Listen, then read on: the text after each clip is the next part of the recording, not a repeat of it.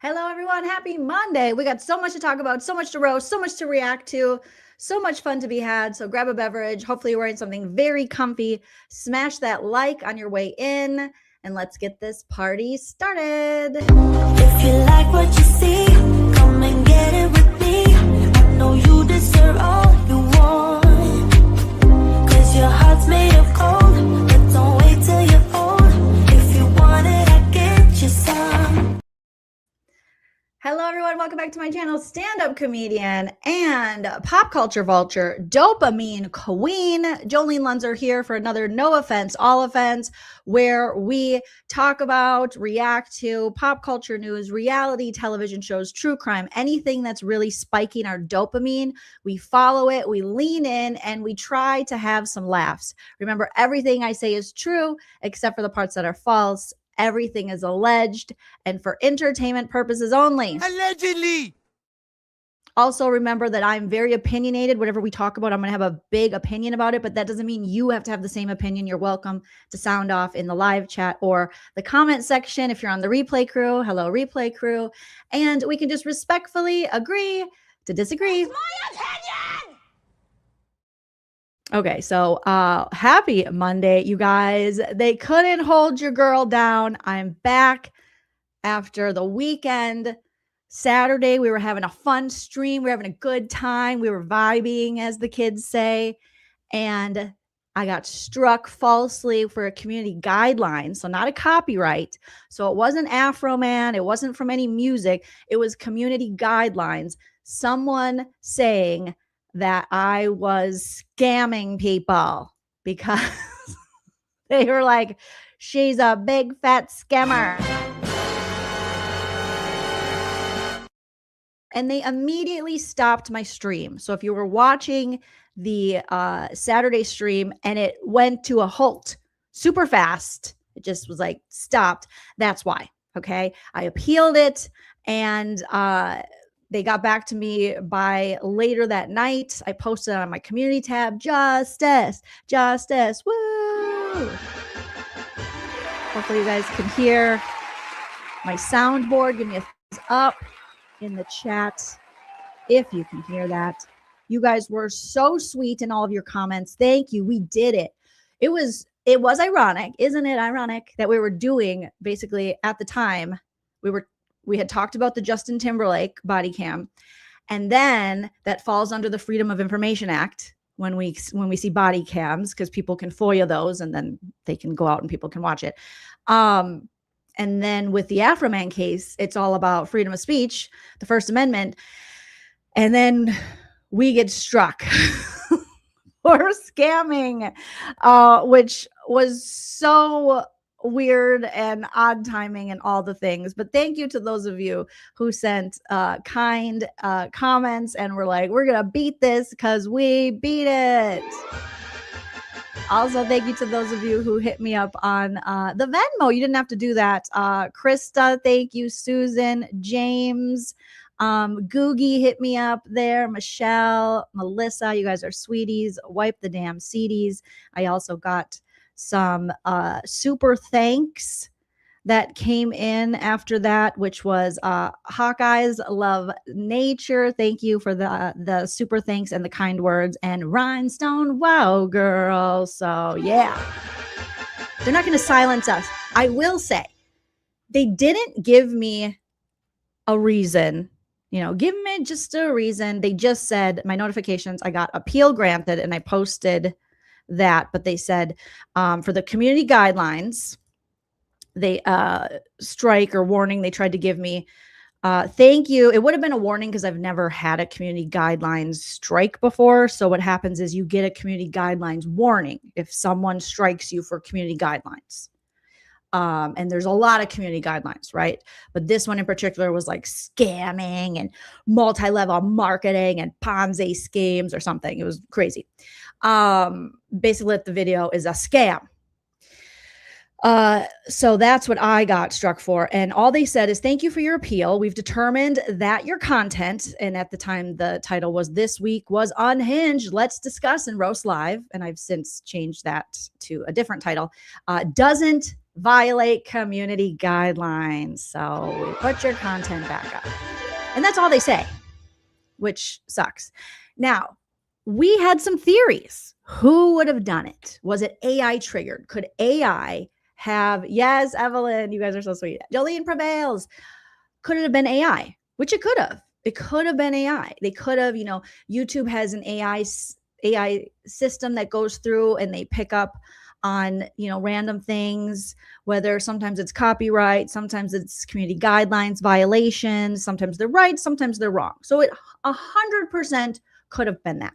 But I just wonder with the timing of it, because I think I heard, correct me if I'm wrong, but the wonderful Docket Decoder channel, which I'm going to drop he is doing currently an expose on our friend LaurenMatthias. Okay.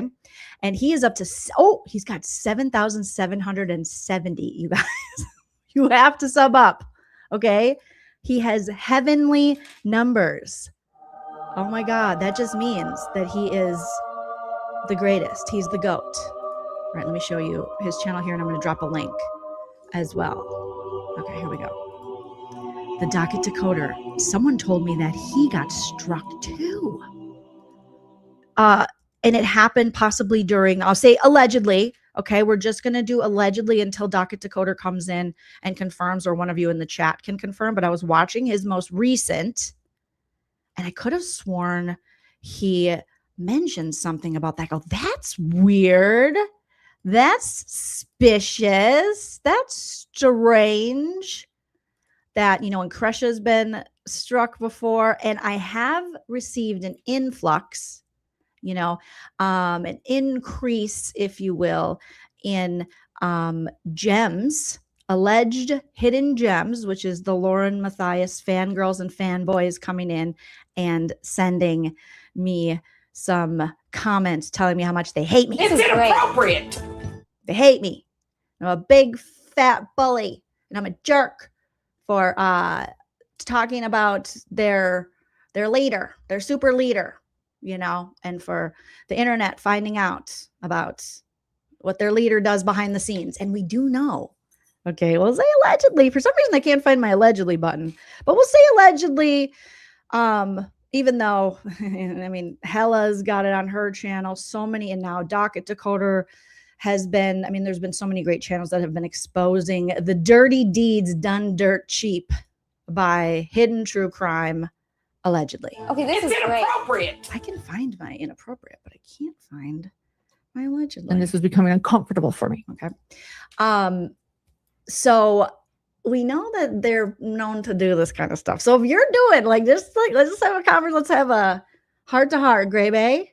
This is not the road you want to go down. You didn't get into this to falsely strike channels who have the right to criticize your fair leader. Okay. Or if the gems are doing it. Remember, you don't know this woman. Okay. Same as you don't know me. Anyone who's asking you or expecting you to do dirty deeds on their behalf, any creator, is a piece of shit, is not a good person.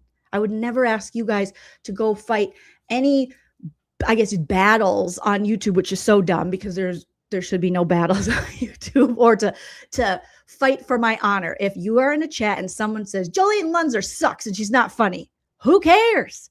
Sometimes I do suck and sometimes I'm not funny. Okay. I'm a human and it's okay. And many people have told me that before and I can live with it. All right. So just know that if that's happening, you don't have to do that. You don't have to go down that route. And if it is a channel doing it, I've seen channels lose their entire livelihood, the entire channel, for falsely reporting other channels they don't like or that they're trying to silence. You can't silence everyone just because you don't like what they're saying. Okay. We still have free speech. No one is doing a civil stalking injunction. No one is stalking you.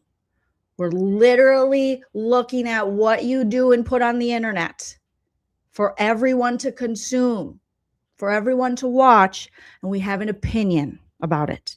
Okay? That's how it all works, and it's all gonna be okay. Okay.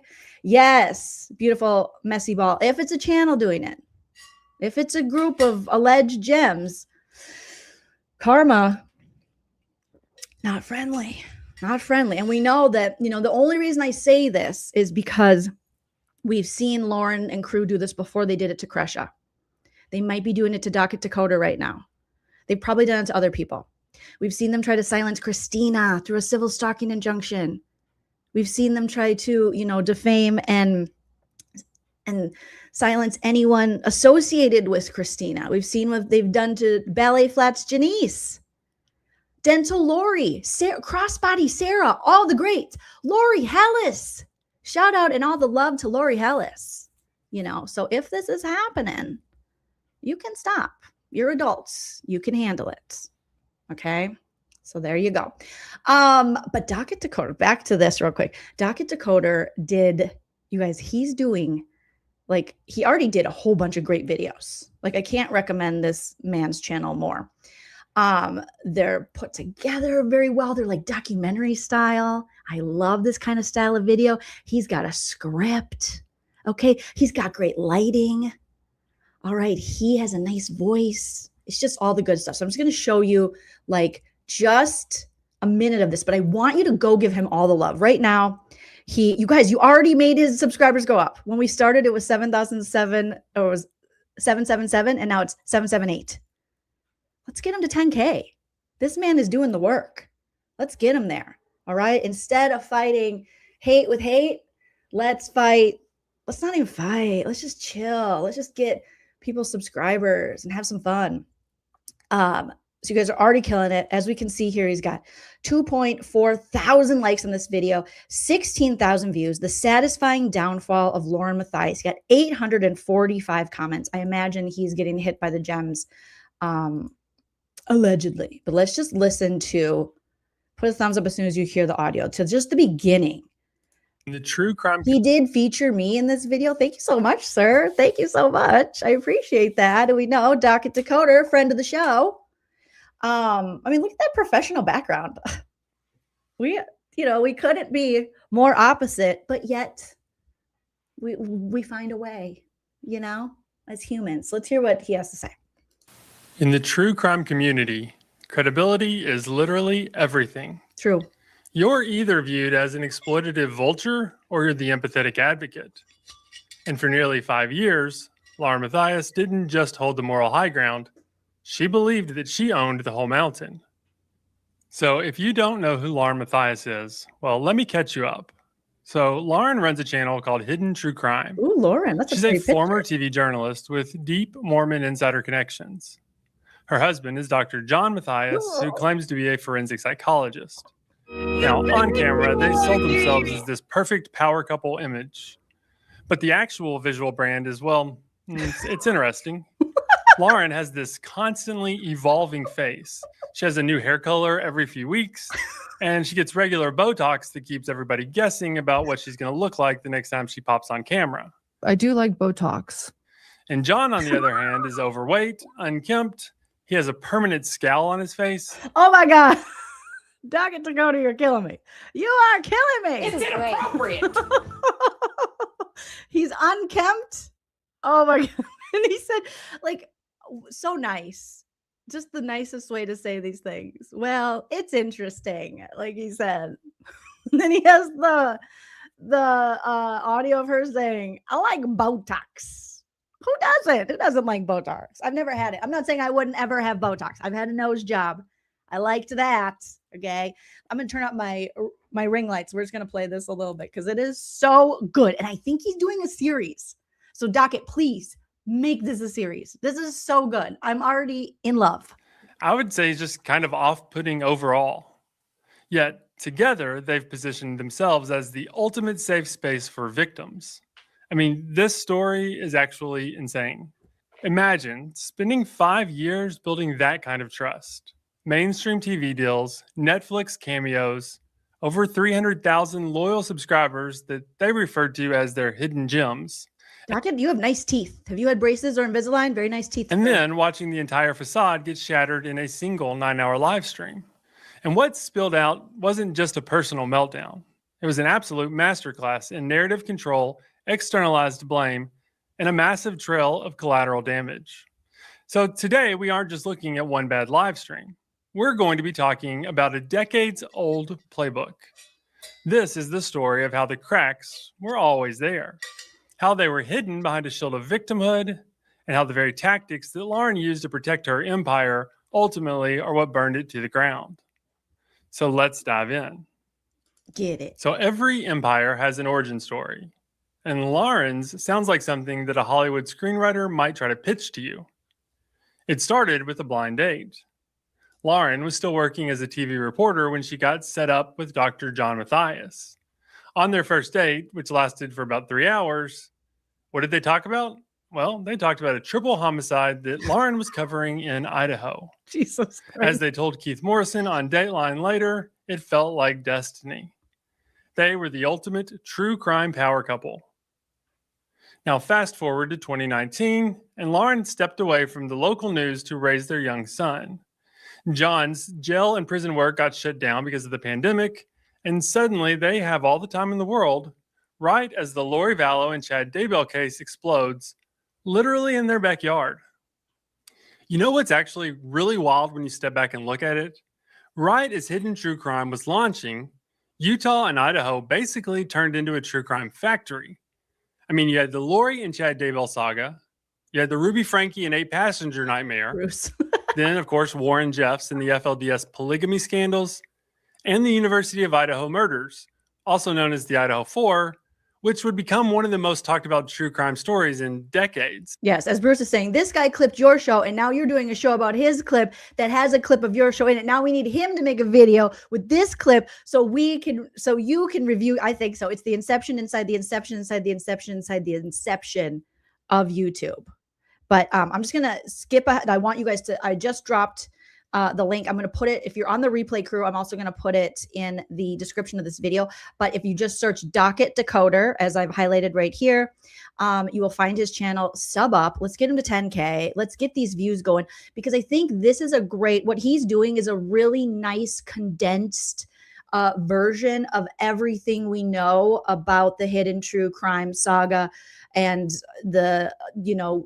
everything that Lauren and John and Gray Bay have done, and he's going to highlight all of that. And I believe he's making this into a series. So this is The Satisfying Downfall of LaurenMatthias. I think this is just episode 1. And I think this will be great because when people go, they might see, if they find a video of mine I did where I'm like roasting them, it could be like 5 hours. They're like, I'm not watching that bitch for 5 hours. I mean, hella, Excited Utterance, they have great condensed videos as well. But a lot of us that covered it, might have went live for hours upon hours, and people aren't gonna, they're probably less likely that they're gonna go back and watch it unless they just, really are like, oh God, this is funny. I like the roasting. So having just this docu-style video, I think helps to protect families, future families, so that Lauren and John cannot do to them what they've done to, families before, like what they did to Crescia and Kay and their family during Lori Daybell. So I think what he's doing here is it's a great service. Yes, like Liz is saying, he's brilliant for doing this. And he's been following this for I wish I could name all the great creators that have been following this, and shout out to you if you're one of those creators. Apologies that I can't sit here off the top of my head and list everybody. But so I think at the end he tells us, so we do get some Joleen. What about how she lifted the script allegedly from Annie Elise, from a story Annie Elise did 2 years ago. It's inappropriate. And then Lauren, all of a sudden, I mean, she's basically, it's one thing to, we all kind of, I think on YouTube, you see what works, you see what the algorithm eats up, and you might, I know my channel pivots and changes a lot depending on my ADHD, my interests, my dopamine, what's spiking my dopamine. And we kind of go sometimes with YouTube trends and things. So it's not weird for Lauren to want to do these edited video, true crime type things that Annie Elise does, but at least write your own script. You know, at least make sure it's not damn near allegedly word for word what Annie had said 2 years ago. That's the least you can do. And it's not like, you know, there some can argue even in comedy there's parallel thought, there's all these things, but if you watch this you'll see there's no parallel thought here. This is Lifty McLifterson allegedly. And you don't want to do that, you know, but they know that the formula that Annie Elise does and that a lot of these true crime channels do, it's a winning formula to do these you know, edited true crime stories, breaking down a story, but at least have your own flair, your own script, your own thing, not basically word for word. So at the end I think he mentions, all right, that it's going to keep going, hopefully. On video has done really solid numbers too. The subs might have dipped a bit at first, and people might have unsubbed when the leaks hit and after the 9-hour live, but they're back up to around 325,000 now, and the daily uploads are keeping things rolling. All press is good press, right? And let's be honest, this drama is more gripping than their dry case recaps ever were. People are tuning in for Then their dry case, drag them updates, but now a lot of them are just watching to laugh, to meme the Botox glow-ups, to side-eye the mismatched couple who somehow turned true crime into a true clown show. And that's the real gut punch. Lauren's always chased legitimacy. She's always wanted to be considered the serious journalist and not just another YouTuber. I mean, she looks down on trial tourists. She positions herself above the noise. But this, well, now she is the noise. She's the spectacle. Her views might be up and money might be flowing, but the trust, it's gone. Nobody takes her seriously anymore. She's not an advocate. She's the punchline. And no amount of daily consistent uploads fixes that. And that's the story so far. 5 years of trust built on empathy and then really shredded by leaks, lawsuits, lies, and a live stream that somehow made them richer, all while destroying the brand that they spent years building. Now, let me just talk to you guys for a second. A lot of us have been consumed by this LaurenMatthias drama for the last 6 months. And one of the biggest frustrations that I keep running into is that there's just not been one solid video that I could send somebody to just to kind of hear the basics of the situation. And that's actually one of the reasons why I made this video, was to give everybody a clear overview in one place. Obviously, there are so many different aspects and some very important aspects that this doesn't even touch on. But I think it gives somebody a good basis if they want to start digging deeper into all this. Because trust me, once you do start digging, this is a massive rabbit hole and it has all kinds of paths at every point going in all different directions. And I think that's why we're also talking about it. I think what keeps so many of us hooked, though, is that for those of us who like the true crime genre, I guess is what it would be called, we all have a longing for justice that we feel. And in a world full of injustice, there's just something satisfying about watching the truth finally coming to light in the situation, especially when we're dealing with somebody who's been so arrogant and hurtful to so many people. Lauren can spin it. She can deny it. She can do another 9-hour live stream if she wants, but the truth doesn't care what she wants it to be. Nobody is above the truth. Not Lauren, not trial tourists, not Christina. What makes her particularly dangerous in my mind is how good she is at hiding who she really is. She presents herself as a polished, kind, empathetic advocate, and she's extremely convincing at it. I actually sat right next to her on the final day of the Richard Allen trial and during closing arguments, and she was warm and friendly right up until she realized that my view on the case didn't match hers. She gets close to people. She gets close to victims' families, to other collaborators, even her own husband. And she seems to just take what she needs and then discards them after they're no longer useful. She's a taker. We talked about that. She's a taker. Just ask Kay Woodcock. Oh, yes. And Kay, Justice for Kay, justice for Kresha, justice for the whole Woodcock family.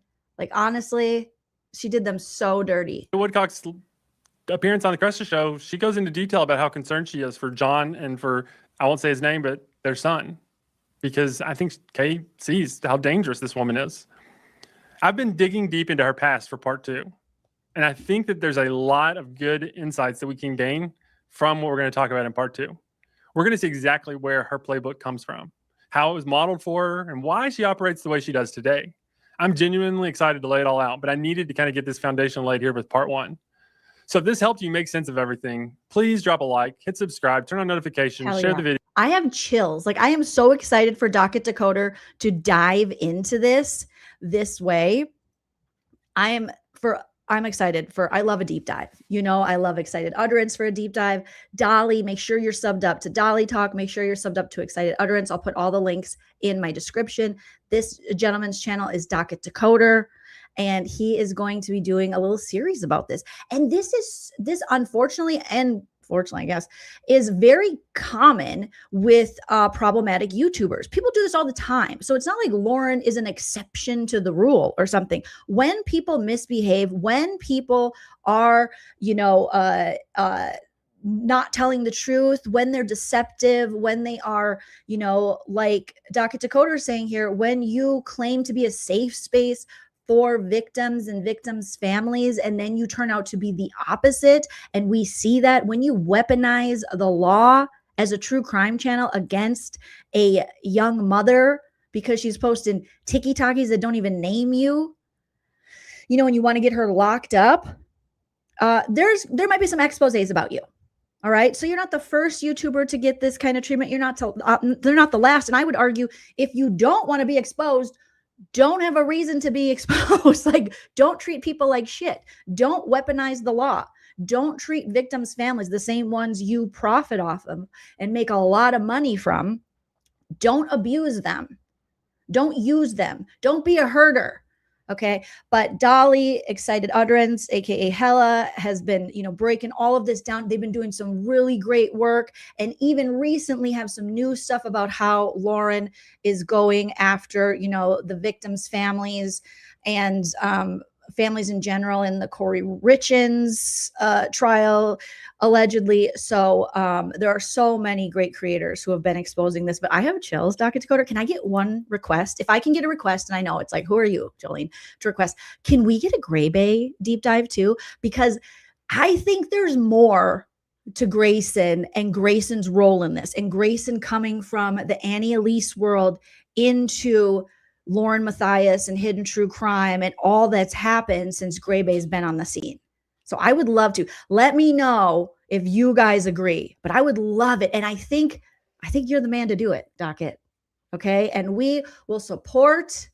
I'm excited. I love this kind of thing. When I found out that, I'm no fan of Candace Owens at all, but when I found out she was doing like a kind of exposing Erica Kirk, I was like, okay, I'm here for this. Let me see. But I feel like I wish she would do it in this way, a good edited way with, clips. And hers are just, I feel like they're just too, they should be more documentary style, and they'd be easier to follow. So I like what Docket Decoder's doing here with the more documentary style. So a lot of people are saying, so if you want that, not to give you more work because you're doing this, but feel free to head over to Docket Decoder, put it in his comments that we need a Gray Bay expose. Okay, because she is just as much at the front of this as Lauren and John. Where before we wondered, and now I think, knowing all we know she is. Yeah, I bet there's, 1993 paper. I bet there's a whole bunch of skeletons in that closet that we are here for, and just the research he's doing, how he's utilizing what other creators have already done as well. I think this is a wonderful union of creators, coming together to, show what's going on over there. So yes. Let's get back to Brad Pitt. Thank you so much. Again, this is the Docket Decoder channel. I'm going to put it in the chat, you guys. Please, please, please go support. I mean, this is not, when I do edited videos, it's a million times harder than lives. Sometimes lives are just, okay, am I going to be interesting? Am I awake enough? Do I feel funny? All those things go into that. But you're off the cuff, and there's, it just, you can hit live and you can say anything really. But when you do these edited videos, it just takes so much more time and care, and it's a lot more work, and often the payout is a lot less. That's why you see a lot of creators doing lives, especially, you know, smaller creators like myself or Docket Decoder. You see us, or actually Docket, I don't know if he does a lot of lives, but, you know, like myself doing lives because, well, I do like to be live too. I do like to talk to you guys. But it's also, you know, just to be completely honest with you, there is a bigger, the algorithm favors it more, ad revenue favors it more. Than when we do the edited videos, and the algorithm really won't push forward a lot of, like, if I do edited videos, they don't really push those forward and people go, I didn't even know this video existed. But if I go live, they tend to push those forward a little more. Even though there's still people who are like, I did not get a notification. So you guys, he already went up. We started this live and it was 7.77 and now he's up to 7.82 subscribers. So here, can you guys see that here? Oh, you can't. Hold on. Let me share the screen. So let's go support. Let's just support all these people, all the people that Lauren wants to shit on, how she doesn't support other creators. Let's do the opposite of Lauren and let's support. Look at, as you can see, we started with the 7.77. Oh, where you go? No, I didn't. Okay, there it is. And now it's 7.82. Let's get them up to 8. Let's go to 8 and then let's go right to 10, because 10K is such a huge accomplishment as a YouTuber. I remember when I hit 10K, I like cried, I think. I never thought I'd have 10,000 subscribers. That to me was insane. How were 10,000 people and a couple of, you know, sock accounts from people were going, how was I going to get that many people? And then sure enough, it happened. And I'm forever grateful for that because it completely changed. And then it feels like once you hit 10K, you start building quicker, you know? So go subscribe. Yeah, right, Dolly, lives are more fun, but I do like a good edited video, because when I see a good edited video put together, like Docket Decoders, I'm like, ooh, I want to do, you know. So that's why you'll see me sometimes premiering. I'll pull out portions of my live, because sometimes my lives can be long, like I did recently with the Trisha one, because I like to do the edits, and then I want to premiere it with the spooky music behind it and different filters and effects and things, because they're fun. So thank you guys for supporting me on all the weird stuff I like to do here on YouTube. But thank you guys. Yes, I'll check. Remind me to check at the end. Okay. And then we'll see what he's up to. But let's just bombard his channel with subs and support. And again, in the comments, say, Docket Decoder, please do an expose series on Gray Bay 2. Because I think there's something there. So stop false striking if you are hidden gems, or if they are innocent, okay, allegedly, then AI improve, get better. Okay, I have to recognize you guys were giving me some super chats. I apologize. Thank you so much. Cheryl Joy coming in with the super sticker. Thank you so much, sweet Cheryl Joy. Kelly Cal, no asking for DNA money. What word on the curb is, I think Trisha is going to start monetizing. Our best friend Trisha is going to start monetizing her channel and then using that monetization and super chats to put toward the DNA company that she may or may not work for, however the hell that works. And I know she went on another field trip and we got to go check that out. Michelle's 3 boys, thank you so much for the 199. Says that was wild Saturday. So glad it worked out. Yes, justice prevailed. Pamela, son of a bat. Thank you so much for the super chat. Says Team Jolene. That's what we're doing over here, right? Hype man husband Chell. Hype man husband Chell just walked in. He's petting. Oh my God, that is so cute. He's petting Dave. Oh, careful. Teddy's like, don't let Dave lay on my back like that. Yeah, you're all loved. Okay, he's given the Doogie some love. Do you have any words of encouragement, my husband Chell, with your giant eyeball? Don't be a dick. Oh, your song, Don't Be a Dick. Yeah. People want that. Hello, Internet. I see you. You shouldn't be doing that while listening to Jolene. Full attention on Jolene. Unless it's important, like med passes, then full attention on that. What's a med pass? Are you passing that? Oh, when you're giving out meds. Yeah. All right. Hi, man, husband, Chell Lauren. You'll be saving lives at a hospital near you maybe one day. Who knows? Depending on where you live. All right. Good. We love Chel's little words of wisdom. So thank you so much for the super chats. If you want to support the channel further, you can send a super chat while you're live here. I guarantee you none of the money will go towards DNA. It will most likely go toward dog and kitty treats. Producer Prince. It's almost like I set that up.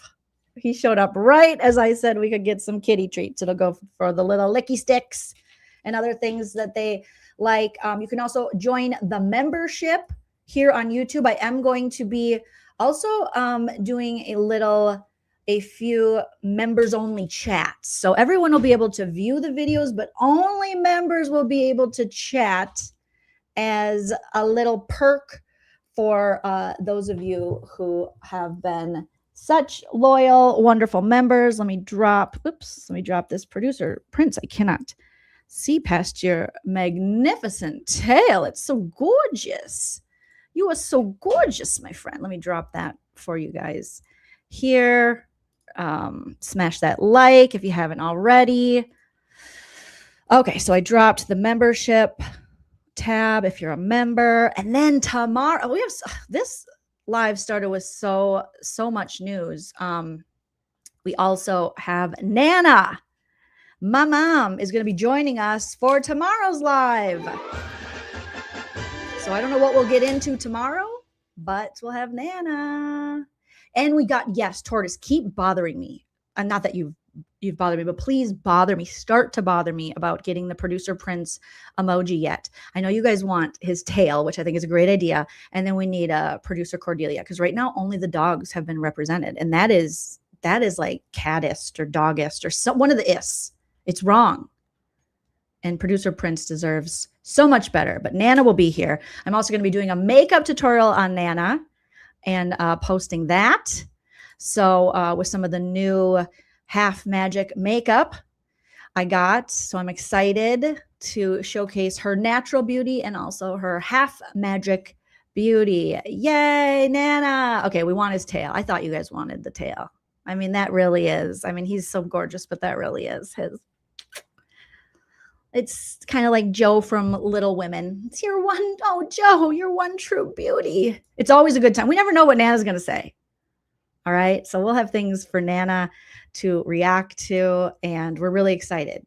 Today, she's practicing using a Dyson because I had a Dyson vacuum. It was my first Dyson I ever got when I moved into our house a couple years ago, and I love it. I loved it. And then I went to clean it, and then it stopped turning on.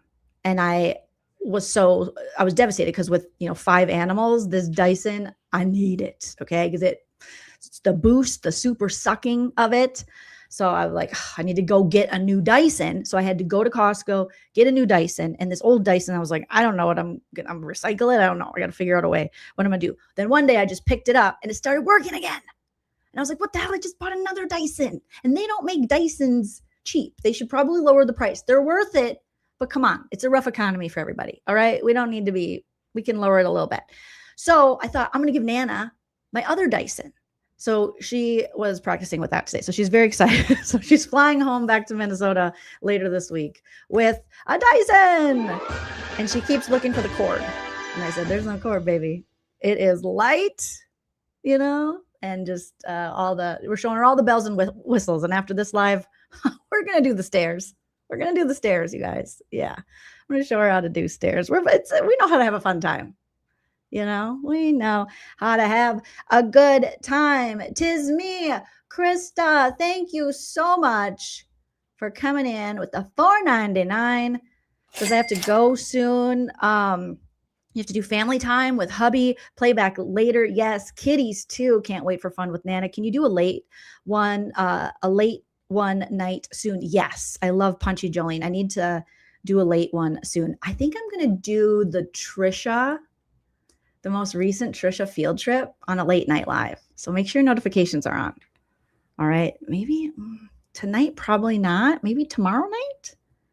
Tomorrow night. Could be a Friday night one. We'll see. I'll try to give you a little heads up, but sometimes I'm just feeling punchy and I hop on and you never know. Liz, thank you so much for the $19.99. You sweetie wipe the dang seedy. Appreciate that. Jen Pookie says, I got my mother-in-law's a Dyson when she died. Primo. It's so sorry your mother-in-law passed, but the Dyson, I'm telling you, it changed my life. I was a Shark girl before then. Okay. But the Shark, I never had one of the stick vacs, like, like the Dyson, and the Shark had a cord and it was kind of heavy, and I got stairs and I got 5 animals, and it's just a lot. Oh, good. Says, I like the surprise too. She took the field trip down, Lady. Are you serious? Trisha, did she put it on members or something? Why would Trisha take her field trip down? Are you guys serious? Did anyone record it? Oh my God. Trisha, don't do that to me. I am your best friend, Trisha. Oh my God. Did she really, you guys? Did she really take it down? What night was it? So I can go look. I can't believe she would do that to me. Trisha, if you're watching this, or Stacy in the swamp with the frogs, please. We love your field trips. They're brilliant and they're great. And why would you take it down? Do you want us to have no joy in a world that is so hard right now? Your field trips brought us joy. Why, Trisha? Why? I'll send you spit in a cup, okay? Maybe. It might be one of my animals' DNA, but I'll send you something. Maybe. Possibly. Probably not. But I'll think about it, okay? I'll denounce John Ramsey. I'll say Ashley Banfield sucks. Whatever it takes, put it back. Put it back, Trisha. Pink Pajama Penguin says it's with Joe Rogan in heaven now. Oh, God. She regretted it. What's to regret? It's fucking genius, Trisha. Who told you to regret that? Dolly, talk. I know you and Stacy are really close. Please, Dolly, talk to Stacy. Send her a bag of crickets or frogs. Oh, crickets for the frogs to eat. I see what you did there. Good God. Look at her hat on recent shorts. Okay, let me check that out real quick. I can't believe she did this to me. Everything was coming up Millhouse until right this moment when I found out that Trisha. I just don't understand, Trisha. Why you do me so dirty? Trisha, why you gotta be so cruel? Trisha, because we love you. Everything on your channel's so negative. But then you had the ghost text, the beamy, and it was so great. Trisha. Okay, let me check out the shorts. Is it because she didn't like the hat? Oh, Trish. I love it. Oh, my sweet Trisha baby. My sweet Trisha baby on the Muppet Band. Oh, Trish. Yes. Yes, Trisha. What is this look? Okay, my favorite on it is probably it's like ragdoll living in a movie. Hot cha, daddy's little cutie. It's very Aerosmith. No time, Aerosmith leaving out the back door. I like the third one with the purple rain, purple silk rain, with the vest, with the necklaces. That's my favorite with the hat. The second favorite is the black sweater with the white collar. And then least favorite is the first one with the tie, because the bangs are, the hat sitting too high, and we need a little bang out on that one. But Trisha, come on, save a horse, ride Trish. No, not Trish. Don't disrespect Trisha. Trisha, she's got a sense of humor. She calls herself an old bat in a hat. Trisha, come on, put it back up. Did she really? Let me look at her lives here and see. Okay, gross. We're talking about the stupid Duggar PDF file. Obviously, the continued sad story of Nancy, Guthrie, and being missing. More PDF files she's talking about. Just no thanks. Verdict. She's talking about her boyfriend Nanos, the cheerleader, and court. Come on, Trish. Why did you do this? If anyone got a recording of this or has a secret link, you can send it to me, joleenreacts@gmail.com. Please, dear Lord, somebody find that. Okay. Let's all say not a real prayer, because we won't waste a real prayer on this, but like a fakey one, just like a pray to the YouTube gods that we find it, Trisha. Yeah, she does. She looks like a gunslinger there, a pew pew slinger. Trish. Oh, and there's more. Oh, Trish. God, I love Trisha. I am so glad she's my best friend. I know she loves me. I know she loves me deep down in her soul. Trisha loves me, this I know, for her cowgirl hat tells me so. Put it back, Trisha. Put it back. Yeah, the Duggar mess. And then, you guys, oh my gosh, speaking of the Nancy Guthrie stuff, what is this JLR stuff coming out? We got alleged DV things and a police report. Go check out Hella Excited Utterance. Let me drop Hella's channel. I got to watch her most recent live with my family in town. I've just been hanging out. And then she had Lori Hellis, the queen, speak out on this. So I did listen to Dolly and Hella on, what live was it? Was it the live before when they were kind of hitting on this?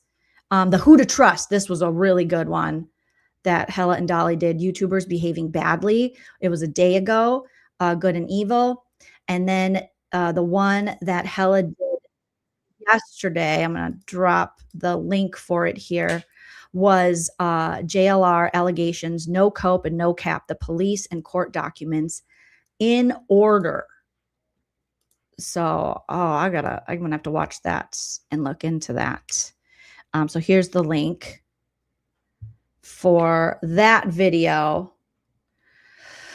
Oh my goodness. No, I would never call Trisha. Me call Trisha, see you next Tuesday? Yeah, right, Amber. Oh my God. No, I think just maybe you did and you thought I did. I swear I didn't. I would never. She is a freaking national treasure. Okay. JP Cole, thank you so much. Welcome to the Lean Team membership.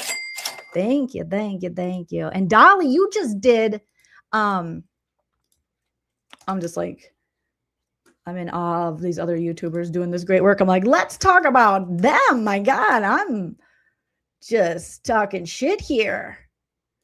But you guys are putting in work here. Okay. Was it the courtroom roulette? No, Dolly, that's coming up. Oh my God, you're so organized. You have all of your lives set up. I try that. Oh, when you fire 7 lawyers and represent yourself. Here, I'm going to drop this one from Dolly's channel. Let's go sub up, support Dolly. I'm going to drop this link for this video he just did. And I think that was just a couple days ago, right? And people loved this video so much they were like, Joleen, you got to watch the latest Dolly video. And it's from 4 days ago. When you fire 7 lawyers and represent yourself, the rip-off Romeo trial gone wrong. Day 3. So maybe it's all the rip-off Romeo. Oh, it's the whole rip-off Romeo series. I think everyone wants me to watch as well. So there you go. There is for Dolly. And I'll put this in the description too. But go sub up and go support because, not every true crime creator is, weaponizing the law for their own benefit or mistreating victims and victims' families. What a novel idea. So Mary says, hey, another creator I watched from Karen Reed had a stream taken down right after Forge. Was it the what's his name? Starts with the D, right? Oh my God, why can't I think of his name? But people were messaging me about the Glairer, starts with a G. Glairer did, right? He sent his people to report. Oh, JLR did. That is just dirty. We'll say allegedly. That's dirty. When people do that, it's so dirty. It's a police report, JLR. People are going to read it. Okay? There are serious allegations against you.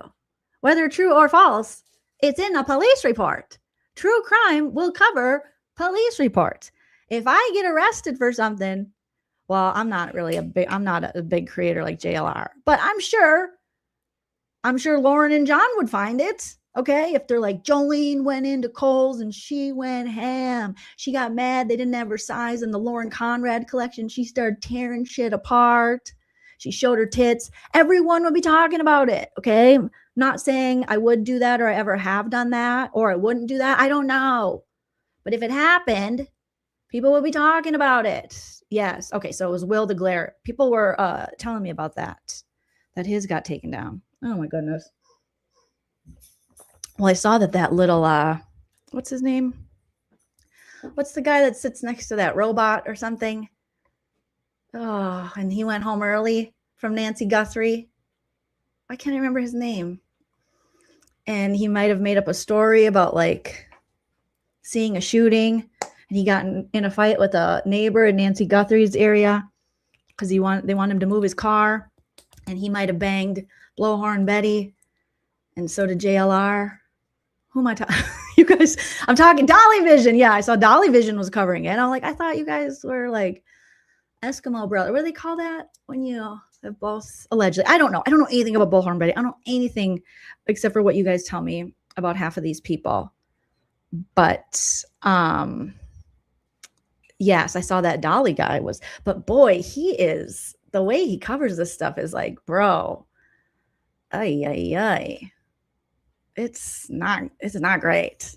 Some of the thumbnails he did during the early days of the Nancy Guthrie disappearance, I was like, whoa, yay. That is some, I knew, but this is the kind of true crime stuff I had previously heard about. A lot of these people are really weird.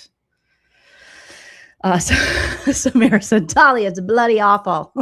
Seems like a lot of them are bloody awful. Unfortunately, there's like, oh my God, you guys, what is going on? All right. Today, we're going to be getting back into this. Okay, let's see. We're back into Randy Walters is a son of a bitch. That's why I effed his wife and got filthy rich. We're getting back into the Afroman testimony. We have so much that we have to cover outside of this, react to, like life just keeps lifing and giving. So we are going to be watching. We're still, since YouTube so rudely cut us off, we are going to be back to day 2 of the 3-day Afroman trial. Why do I have a commercial? I have YouTube Premium. What are you doing? Okay, here we go. Oh, I think I was under Joleen Blogs. Okay, so we're going to kind of just go a little bit toward the beginning of his testimony because my husband's watched this testimony. He's like, did you get to the Randy Walters? And like, so far it's not as fun as the lick 'em low Lisa eating us in line like a piece of, but I think it gets better. And he's big mad. So let's see, probably about here. Let's just start. We might have seen a little bit of this before, but that's okay because we got so rudely interrupted. We need to be reintroduced. So this is day 2 of the Afroman trial. And this is Randy Walters. Walters is a son of a bitch. That's why I effed his wife and got filthy rich. I think that's the one. Okay. So here we go. Thumbs up as soon as you can hear the audio. This time. Let's see if it'll go. There we go. October 4th, 2022, 512, 574. Thank you. On the video. October 4th, 2022. We got a date on that. Let's go to Exhibit 29. Yeah, let's do that. Go to Exhibit 29, Biznatch. And before we... Thank you, Mr. Gale. Oh, yeah, it was I pay taxes. I work daily. Do we know what... Can you tell what platform this It is? says Instagram. Instagram, and can we find a date? I couldn't even tell you where to find one on Instagram. I'm not. All right. So, well, Fire Nice, Naughty or Nice, thank you for being a member for 3 months. I appreciate that. Hi, Jolene. Yay, made it live. When is fun with hubby? Oh, on a live stream? I got to find time that works for him. He just works so much, you know. But maybe we'll be able to get, because we talked about getting him on members, I think. So hopefully soon. October 4th, 2022. It says right here. All right, so Your Honor, he says right here, could they please indicate where that is in this? Yeah, you'll see a logo on the bottom corner. It says Afroman with a symbol in the middle of it. If you look just to the side of that, it says October 4th, 2022. Amanda. 1.1K and messages is 71. okay. I cannot read that from here. Yeah, my husband works, like Amanda says, unlike John, allegedly. Like he's like doing the damn thing. Okay. You got the date on that one. Let's go to Exhibit 30, please.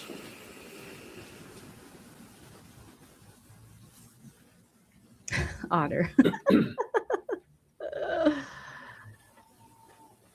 I work daily. I get ready. I beat up Bailey. Randy Walters, private eye. I used to fuck his wife. Doggy style. Just a family song. Do we know the platform on that one, Mr. Walters? Is this the same video right here? It's still up because it's Instagram. Yes, same one that's still up. Instagram. Yes. Instagram. And can you see a date? September 25th, I believe, of 2022. All right, thank you. Lick 'em low, Lisa. And can we look at Exhibit 26? Mary, you guys are dragging Johnny boy.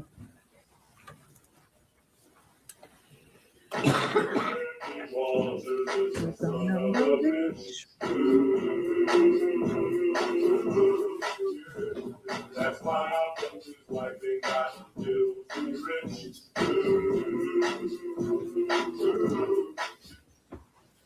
All right. They really are stuffy. Nurses, woo.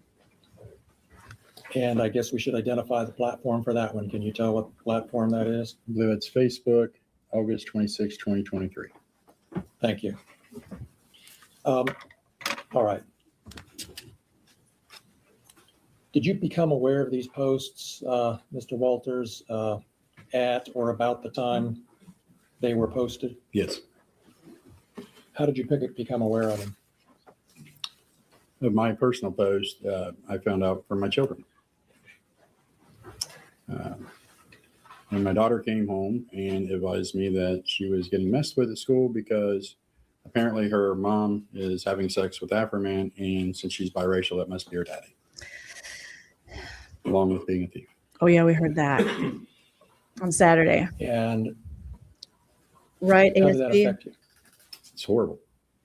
It's hard when your job that you're doing affects your family, which affects you. When you have a kid come home crying that's already been through a life, and now they're getting hazed and harassed because somebody thinks it's funny.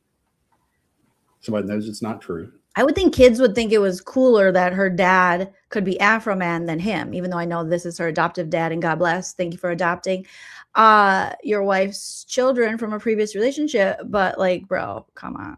You're doing too much. Been with my wife for 28 years. She didn't have an affair with Mr. Foreman. She didn't make my daughter Okay, so you know that. She knows that. with Mr. Foreman. Yep. Okay. But now my family has to be harmed because of straight up 100% lies. Where in the world is it okay to make something up for fun that's damaging to others? When you I think we'll fast forward a little bit because we did see this on Saturday. But didn't you guys make up a reason to get a warrant to go invade his house, break his fence, break his door, eat his lemon pound cake, steal his money, take his weed, go through his corn collection, and then scare his kids when they got home? I don't know. I'm more worried about Afroman's kids and what you guys did than your kids hearing things like, okay. telling Mr. never touched his money. It's been proven. He knows. We never Somebody touched say his that money. too. Has that been proven? I don't know if that's been proven. Where's the proof that you never touched his money and that none of you did? To the rage. And then the fact that at the time I worked night shift, Right? You Adams started County is a it. rural county. You do your work in your car a lot of time. You do your paperwork in your car. Well, try to find someplace safe to Oh, that lady thirsty. Do we see that lady? She good. Well, take that At the water time I down, worked night girl. shift. I love to see people get hydrated. Adams County is a I rural gotta county. take a sip. You do your work in your car a lot of time. You do your paperwork in your car. Well, try to find someplace safe to sit when you're literally getting death threats because of lies. You're absolutely Or you're literally showing up at someone's house with AR-15s because of lies and scaring their children because of lies and invading their home, their safe space, the place where every person feels the safest, hopefully, at their home. And you go and ruin that because of lies. now you have to worry about it because the calls, the comments, everything, all lying. Oh my God. It They're just the cry bullies. created a situation that was uncalled for Yeah, relax. that was We got unsafe videos, like Kelly and Clarkson unhealthy for the said. officers involved. The problem I have is the respect for my family wasn't near the respect. Girl, you didn't respect Afroman's family?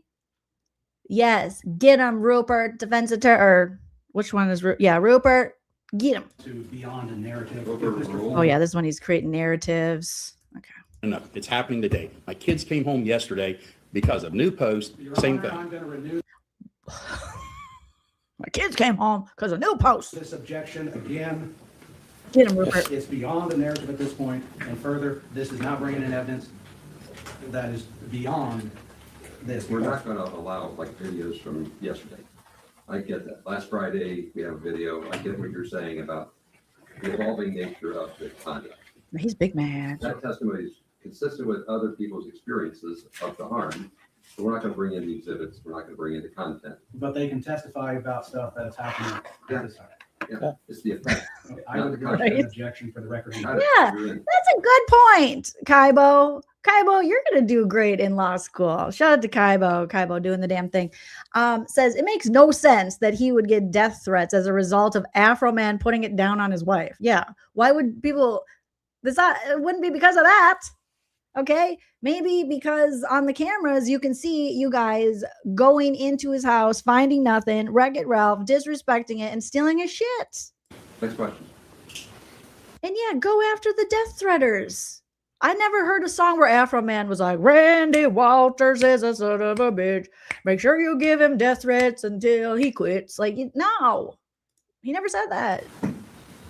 Had you finished your answer? Yes.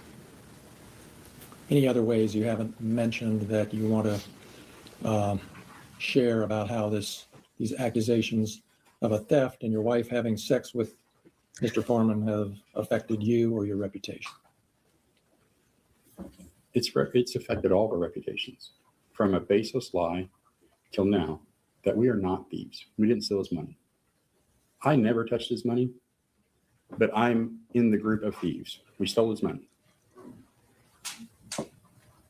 I spoke to him on the phone when he was concerned that he was going to be arrested that night. And apparently in some way on the phone, he didn't like my attitude towards not fixing his door. I'm sorry if you felt that I disrespected you in some way. I was explaining to him that you did. We don't have the means to fix his door. We're leaving it in care of his wife. But I also cooled his fears that we're not coming to arrest you. Deputy or Sergeant Newland would like to talk to you. Get your attorney and come and talk to us. There's not going to be an arrest warrant for you. If we need to talk to you, we can find you. We can call you. You can come in. If arrest warrant would occur, turn yourself in, go through the system and do whatever. Nobody's chasing you through the woods as reported. Nobody's doing any of that. The respect that was given to him, which I guess is not required in society, was not put forward to us. What? No, you give no respect. Those are all my questions. Thank you. Thank you. Randy Walters is the son of a babe. For the record, you stated previously your name was Randy Walters. Randolph Lee Walters Jr. Okay.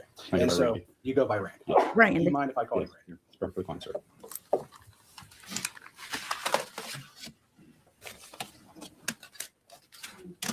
Thank you, Tortoise. Coming in with the 999. Thank you so much. Says, wait, I can sue people for making my job harder? Sarah Sanders is about to receive a subpoena, allegedly. Get her. And her smoky eye. Get her in her smoky eye, Tortoise. Oh my goodness. So you extended Mr. Foreman a significant amount of respect that night. I felt that I did. What? If I show you some of the surveillance footage, can you explain? This how guy they respect? Sure. has an insane definition of showing respect. this will be Exhibit F, Defense Exhibit F. This will be an excerpt of the security camera footage of Mr. Foreman for the Right. kitchen Oh. of his home. Here we go, Mr. Foreman, kitchen. Time in question of August 21st, 2022. Make sure to get the counter time. So they know what the court feels would know what the jury saw. Pardon me, I'm Make sorry. sure to get the counter time so the court feels knows what the jury saw.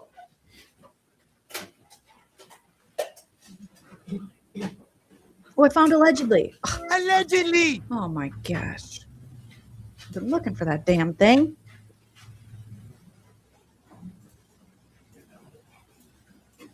Exactly, buddy. You're saying they demand respect, but they I'll certainly ask a don't give couple it. questions before I wait for this down. So you took part in the search warrant execution. Spick. You were part of the breach team into Mr. Foreman's house. Yes.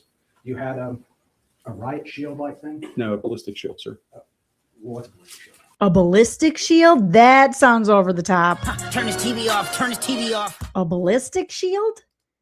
To go to Afroman's Ohio house that's painted all green for weed and has fun cars like it was on an episode of Pimp My Ride in the early 2000s? Come on, bro. You're doing too much. And long And this is, oh, I remember this because he put on his John Matthias glasses. It's a bulletproof shield. It's commonplace when doing raids that police officers get shot, So, and it's a safety device. so it's a safety device shield about yay long with a little hole, a little window in it so you can carry it forward. Yes. They went ballistic. So you see what has been marked Defense Exhibit F? Yes. I see something on the screen. Okay, so on that screen, does that appear to be the kitchen of Mr. Foreman's residence? Yes. And you would agree that that gentleman there with the firearm is Mr. Brian Newland? Yes. Okay. And so this would be the beginning after breaching the door? From this, I can't tell what part of the entry it was. Let me place more.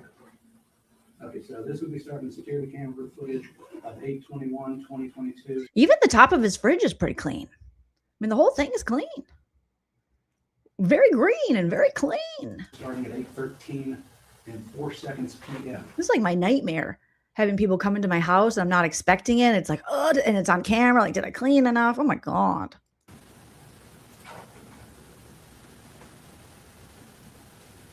Do you see how heavy Brian Newler, whatever the hell his name is, there is breathing, you guys? Look at how he's like, I think he might be having an asthma attack or something. 8:13 and 4 seconds p.m. Get him an inhaler. Look, he's What, is you scared of the pound cake? White fridge? What's up there? What we gonna find? Oh my God, look at this idiot. Walking in like R2-D2. Why do you need to be that? Fucking, are you serious? Look at the shield. I've stopped. Oh my God. That's like a super plus. That's too much. Here's the last question. So you talked about a ballistic shield. Is that the ballistic shield you're referring to? Yes. And you would be behind that ballistic shield? Yes. He's behind. Well, how come Brian? Like, if Brian then is like, get in front of me. How come Brian didn't get a ballistic shield? Just you, Randy Walters? Oh my God. Look at those idiots. Check the cutting board. Something might be on it. Is it a stapler? Oh my God. They got the pew-pews drawn. Why are they holding it up to the cabinets? What's in there? Oh, what did you just rip down? A curtain? What, are you guys going to shoot up the pantry? Oh, good God. Just dumb and dumber and dumbest and dumber than dumbest. So putting this image in perspective, you're behind the riot shield. Yes. Officer Cooley's behind, or sorry, Officer Sean Cooley's behind you. Brian Dillon's in front of you. God. Yeah, it's a police And academy Sean reboot. Grooms is going forward with the assault rifle. Mhm. And you're flipping off the security camera. No. That's not your middle finger. No, do you know how to use a ballistic shield, or do you like me to tell you? Let's watch it. Is he flipping it off?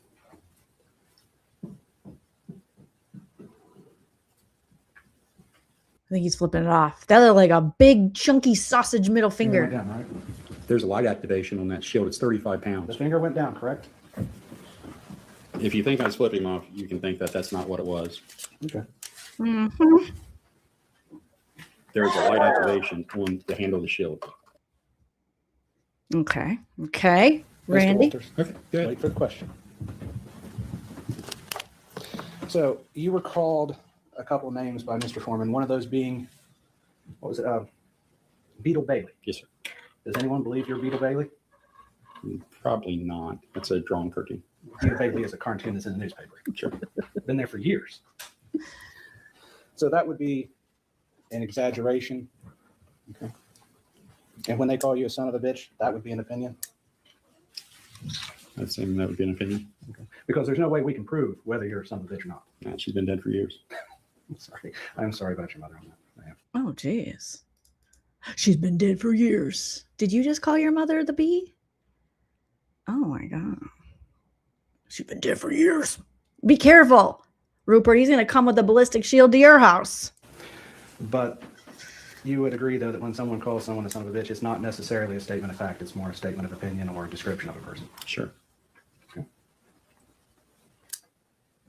The same thing with being called, I think it's Gomer Pyle.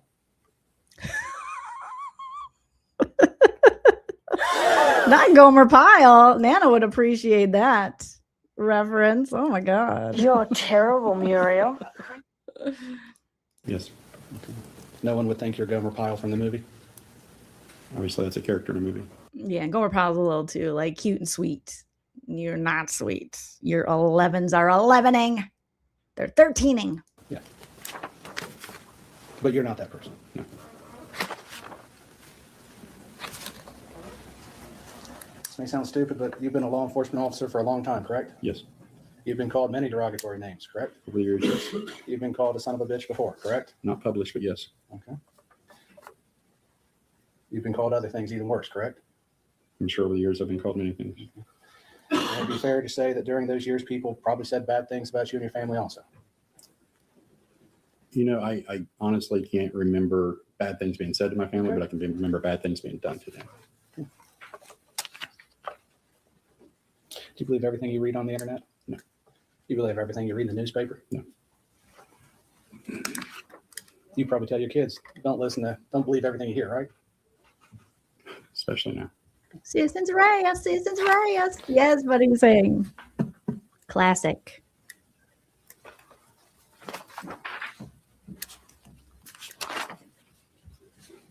So are you testifying and claiming that because Mr. Foreman called you Gomer Pyle, you've been painted in a false light with the public? I'm taking it one at a time, so I'm going to get to The Gomer Pyle? Yes. I'm not claiming that, sir. You're not claiming that being called a son of a bitch is a claim you're pursuing that Mr. Foreman called you. Correct, sir. Being called Beetle Bailey, you're not claiming that is part of defamation proceeding on that, correct? Correct. Okay. And neither one of those three statements have painted you in a false light, correct? Correct. Okay. I mean, it depends. I mean, it paints you in a Oh. different light than what you are, but correct. So you're solely being painted in a false light due to Mr. Walters saying he had sex with your wife. Mr. Walters does have sex with his wife. Mr. Foreman doesn't. Good catch on that. Oh, shit. So Mr. Walters does have sex with his wife on his birthday and Memorial Day. Those are the two times a year that Mr. Walters gets it in. And don't you forget it. Jeez Louise. He got so upset. saying he had sex with your wife. Mr. Walters does have sex with his wife. Mr. Foreman doesn't. Good catch on that. Yeah. So you're claiming that is the defamation statement is that he said he had sex with your wife. Yes. Okay. And that's painted you in a false light. It's caused tremendous pain in my life. I'll get to that. We have to go through false light first. So does it paint you in a false light? Yes, that my wife is cheating on me with Mr. Foreman. But we all know that's not true, correct? I don't know. What? What? What do you mean you don't know? Are you accusing your wife? Because just like literally 5 minutes ago, when you said your kids are at school and people are saying Afroman's their dad and that, you know, Afroman had sex with their mom, you're like, obviously that's not true. But now you're saying, well, maybe it's true. I don't know. Well, what's going on, Randy? What's going on at home? Does your wife step out on you, Randy? Are you upset? Has she stopped giving it up on your birthday and Memorial Day? Why? What husband would say that? I don't know. What do you mean you don't know? That's a problem in your marriage if you really believe that Afroman making a parody song about having sex with your wife might be true. What's Miss Walter's first name? What's your wife? Your poor wife has to hear this. She'll be like, you don't trust me, Randy? Oh, Randy, I am done touching that dingy D of yours. That's crazy that he said that. So you're claiming that is the defamation statement is that he said he had sex with your wife? Yes. Okay. And that's painted you in a false light? It's caused tremendous pain in my life. I'll get to that. We have to go through false light first. So does it paint you in a false light? Yes, that my wife is cheating on me with Mr. Foreman. But we all know that's not true, correct? I don't know.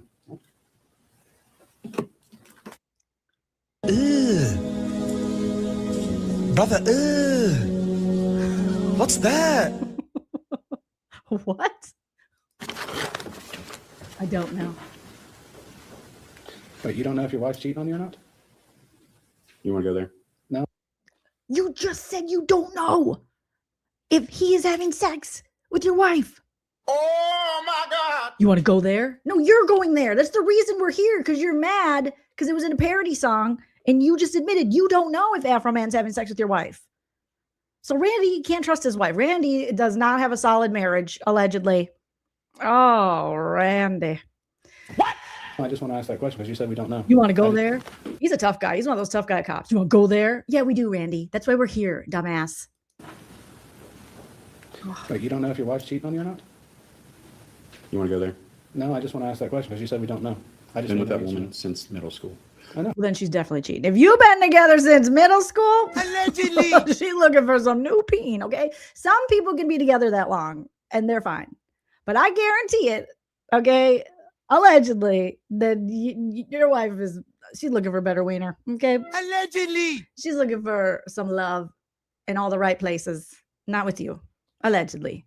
I would hope she wouldn't. But you know what? Once somebody puts it out there for their fun and entertainment, it's out there. Okay, and like what? I would hope she wouldn't. But once someone puts it out there, And it's a problem. So it's something we cannot verify the truth of? he's one of the I am actually worried. His temperament and everything, I'm worried for his wife. This is one of those guys. I'm just reading it like this. Just the vibes. That someone even saying this about his wife, he would take it out on his wife. Well, did you have sex with Afroman? She'd be like, no, Randy, I barely have sex with you. Everyone thinks that. Like it hurts his manhood. Like, get over yourself. Toxic. Ew, gross.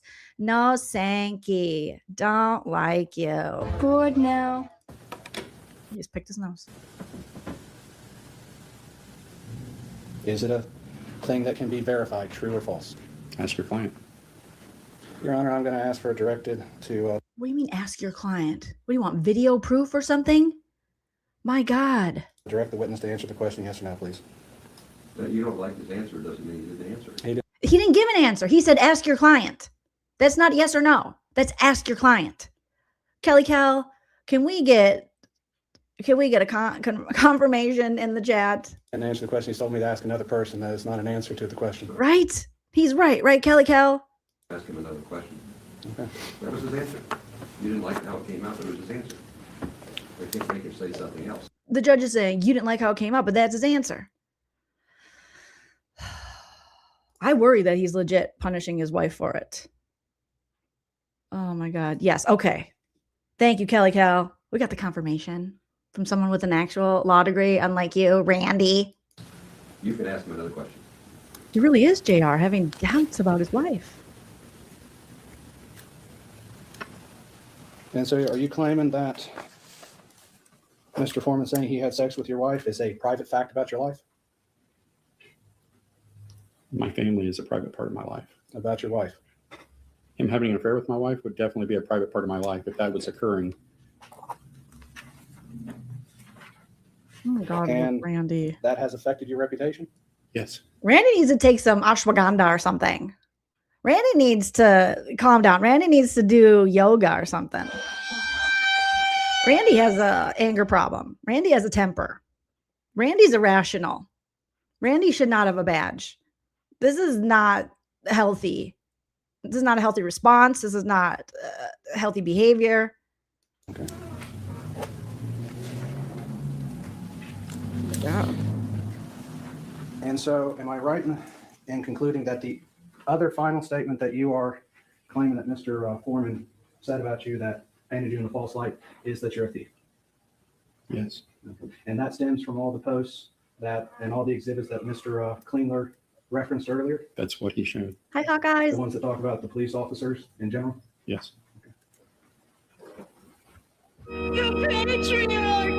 Randy loves the Were you ever Patriot. disciplined due to anything Mr. Foreman said? No. Ever passed up for promotion? No. This may be a stupid question. Were you a sergeant before or after the Before. search? Okay. Because I know you couldn't remember when, so I was just curious on that. It was from before. Okay. Have you ever talked to the People's Defender or Informer about the statements? We were not allowed. So you were not allowed by the sheriff of Adams County? Yes. Hey, baby girl in Florida. Palatka. Did I say it right? Palatka, Florida. And you had a cease and desist letter sent prior to January 1st of 2023? I personally made no notification. Oh, shit, you guys. He had a cease and desist. Only the most horrible people send cease and desists for dumb shit. We have yet to see someone who sent a cease and desist You sent a cease and desist. for a good reason. A cease and desist. You sent a cease and A desist. cease and desist. Everything's been made through my attorney. Okay. But that would be after January 1st, 2023, to your knowledge? I'm not for sure of the date. If this lawsuit was filed after January 1st, 2023, you would agree then that it would have happened after that? I don't know if they sent you guys a letter before or after they filed suit. I do not know that. So that would be something I should ask another plaintiff? Yeah, I didn't handle the paperwork. I Cease don't and know what they desist. do about You that. sent a cease and desist. Do you agree that how you act during your job duties affects your reputation? It does. And I think I've asked this, but I'll ask again. The public has commented on your job duties in the past? I'm sure they have. They've been critical of you? I'm sure they have. Oh, please have examples of the criticism. The cease and desist. You sent a cease and desist. Cease and desist. Did you order Lisa Phillips to disconnect the security camera? I don't, and I haven't reviewed the body cam since that event. I know that the intent, if I can, for the camera system is, in speaking with Detective Newland, that they thought there was some type of operation of narcotics transfers there. So it would be obvious that if there's a surveillance system, that would be on it. That camera system was disconnected with my multi-tool by Sergeant Phillips. I will trust in the fact, because I have not reviewed it, that I said, hey, disconnect it. I don't know for sure that I did, but I know that she used the multi-tool to disconnect it, and it was placed in the central area in that room for evidence to be collected, because it was to be collected. Because obviously, if you thought something was going on in the residence, you collect the surveillance system, you go later and get another search warrant. I didn't find out until a couple of days later that that was not actually collected. What? You would cut the cord? What could be more egregious? What could be more misleading? This isn't a birth, sir. There's no reason to cut the cord for it, especially when you guys are in there. That is ridiculous. So you would damage the whole thing? It was left at the scene, Yes. but it was disconnected. Yes. And you were Docket standing- take his Decoder, evidence. we were just To take his singing your praises. So good to see you guys. Docket Decoder is here. Go sub up. Let's get Docket Decoder to 10K. You are doing the work. All right. And thank you so much for your downfall of the hidden crime LaurenMatthias videos that you're doing. And also, we did have one request if we could get a Gray Bay series as well. I know you're busy when you get time. All right. But let us know anytime, you know, you post a new video, I will share it because I am excited for your series. So there you go, guys. Docket Decoder is in the live chat. Feel free to click on his name right there, and you can head right over, hit that subscribe, and find all his wonderful content. Yes. But it was not taken as evidence. It was not. So the only thing taken as evidence, significant evidence, was the cash. There was a jar of marijuana that was found in like the ball cap room, some cash, and some vapes, as I remember. He pocketed some vapes.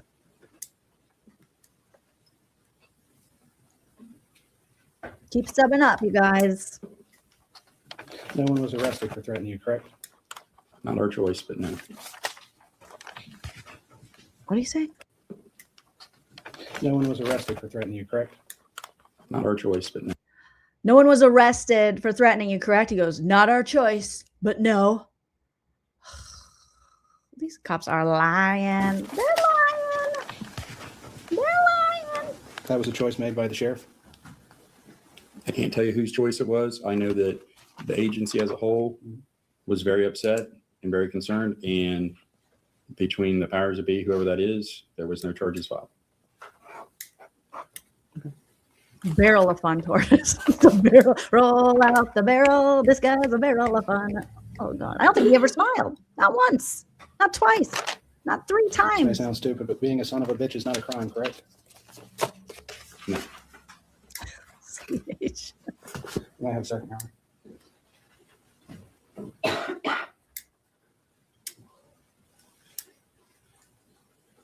We got some whispering.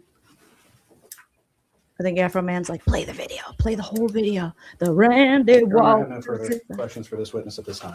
Oh, come on. I want to see him react to the video. That's why his wife ain't got filthy red.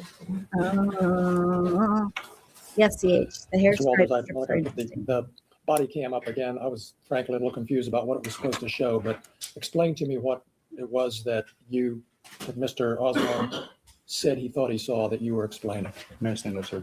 Yeah. I think I stand up. Ballistic shield weighs about 35 pounds. Oh, Okay, it's God. very big. Oh, that was not. Oh, don't do that to us. He's got pants up to his tits. Why are your pants so high, sir? Those are super high. I've never seen such high-waisted dockers in my life. And I've been on this earth a long time. That is a high waist. It's not enough. No, God, please, no, no. He thought he saw that you were explaining. May I stand up, sir? Yeah. Randy Walters Ballistic shield has weighs about 35 high-rise dockers. Ooh. And a fupa. You got a fupa like me. Randy, are you in perimenopause too? You got fupa like me. Fupa friend. Okay, it's very big. One hand has your firearm, or if you're using it for something, the other hand, there's a bar. Why are you doing this? This doesn't look good, Randy. This looks like Randy, you've been watching too much of the corn. It's not good, Randy. Disgusting. Blech. What could be more egregious? What could be more misleading? Like this. To activate the lights that's on the front of it, there is an activation switch on that shield. That's what occurred. So so your finger moved or something? Yes, that's how you activate the shield. And it's also 35 pounds. Once you're carrying it for a while, That's how you activate the shield. Are you guys calling him Todd Lubner from Saturday Night Live? The iconic character played by, was it Bill Murray?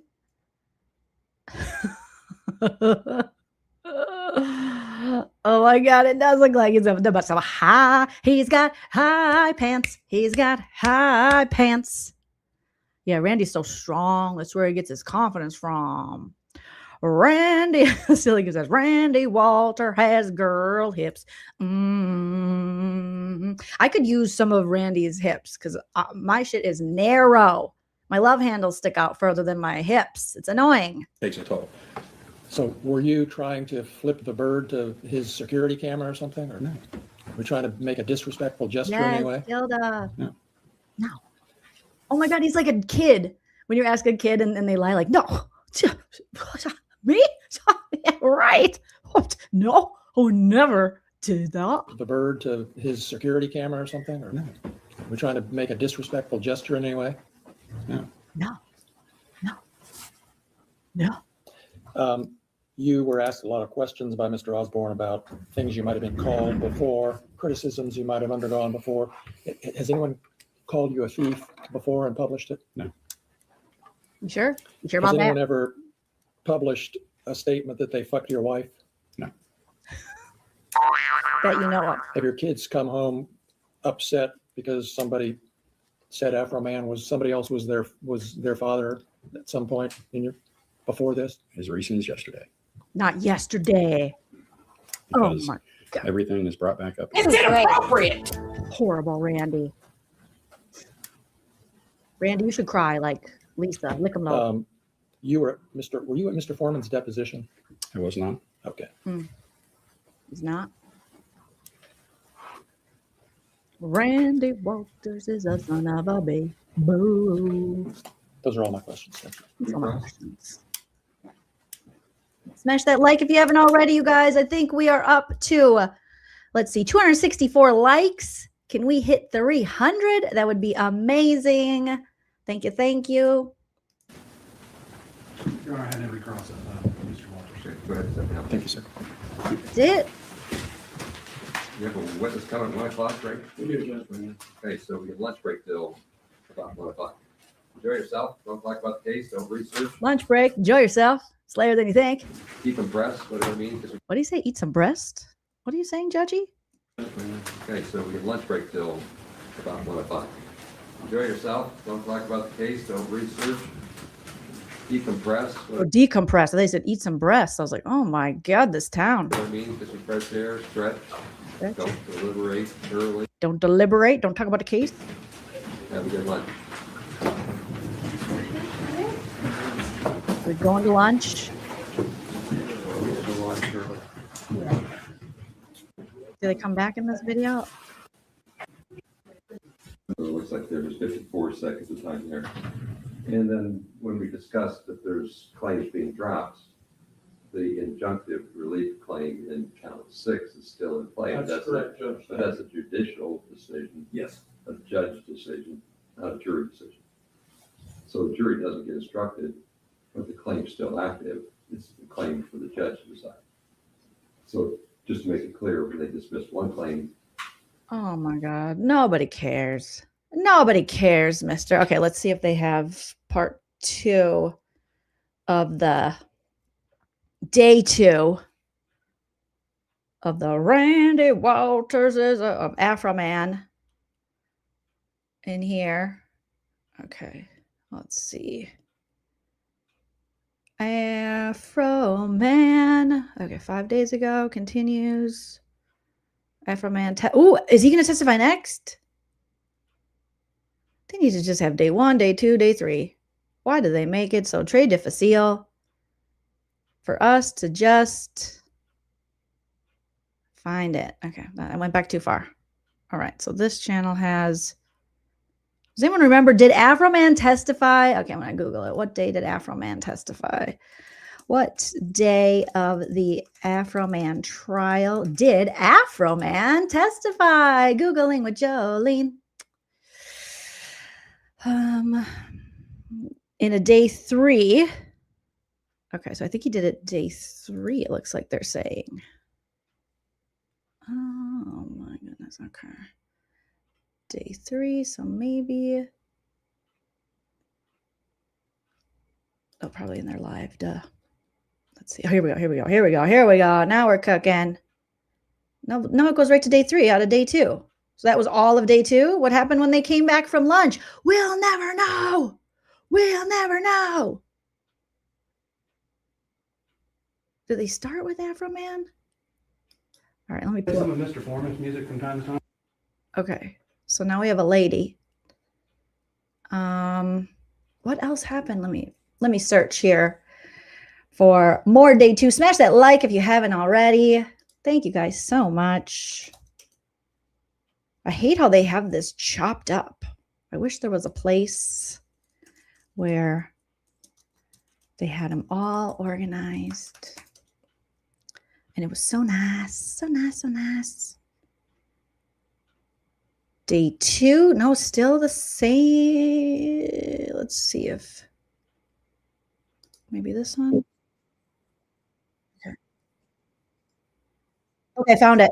I found it. Oh my God, you guys, we're all geniuses. We're all geniuses. So because we'll do part 3 maybe with Nana tomorrow or something else. I'll ask Nana if she's down. If she's down with that. Okay, let me share this and let's get the rest. I found the rest of day 2, thankfully. Shout out to Cases of Interest in Trial World. Thank you, Trial World here. So this is when they were going to break. And then they're going to come back. Just fast forward here.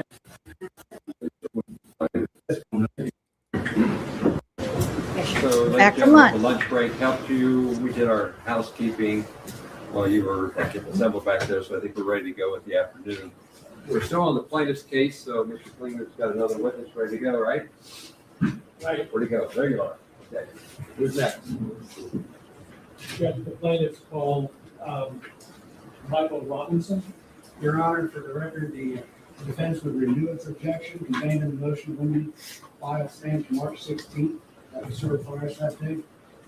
Thank you for filing the motion of limine. Note the overrule the objection, and then that preserves your issue. Very good. Go ahead. Do you solemnly swear the testimony you're about to give shall be the truth, the whole truth, and nothing but the truth? As this you shall answer under God. I do. Thank you. You may proceed. Okay, we have Michael Robinson. So here's to you, Michael Robinson. Afroman loves you more than you would know. I went to brush my hair real quick, and it is Jack City. All right, let's go.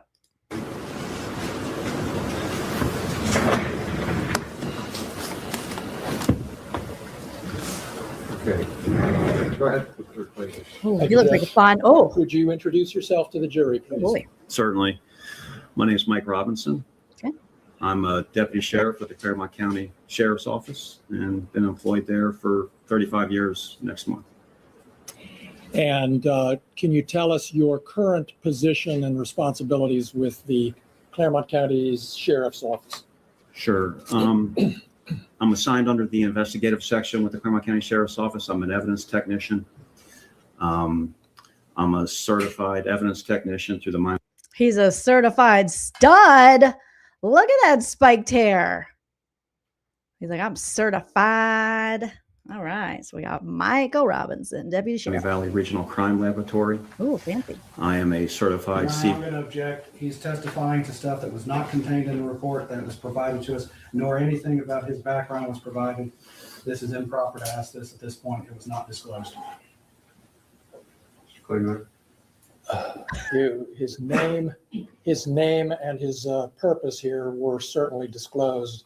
I'm simply giving background information so the jury knows who's talking to them. He can certainly be cross-examined by Mr. Osborne if Mr. Osborne finds anything that he wants to question him about, but Is there a written report? there is.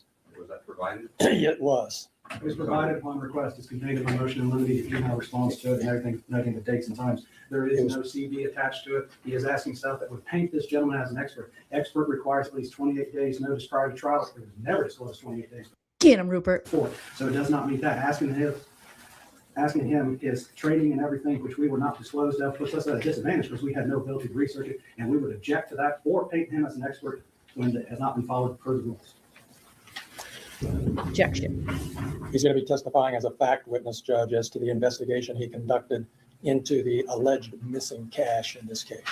So the amended witness list is March 11. I have to remember the date of the first witness list.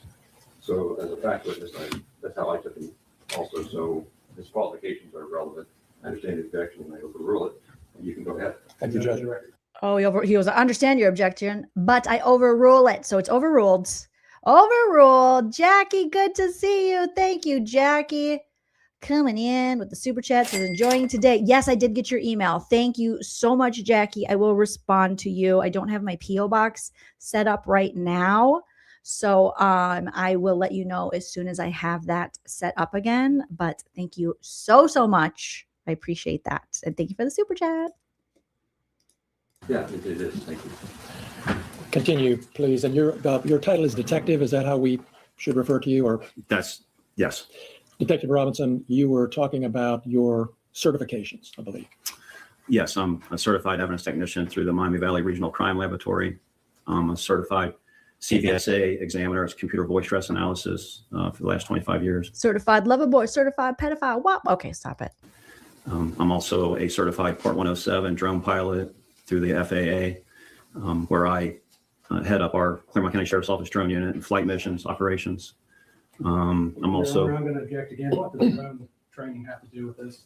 Was there a drone flown? It was not in the report. Maybe nothing. It has to do with who he is. Did she? I don't blame her. This judge is like annoying. I'm also, I've been certified Cellbrite examiner, which is the conducting forensic cell phone data extractions.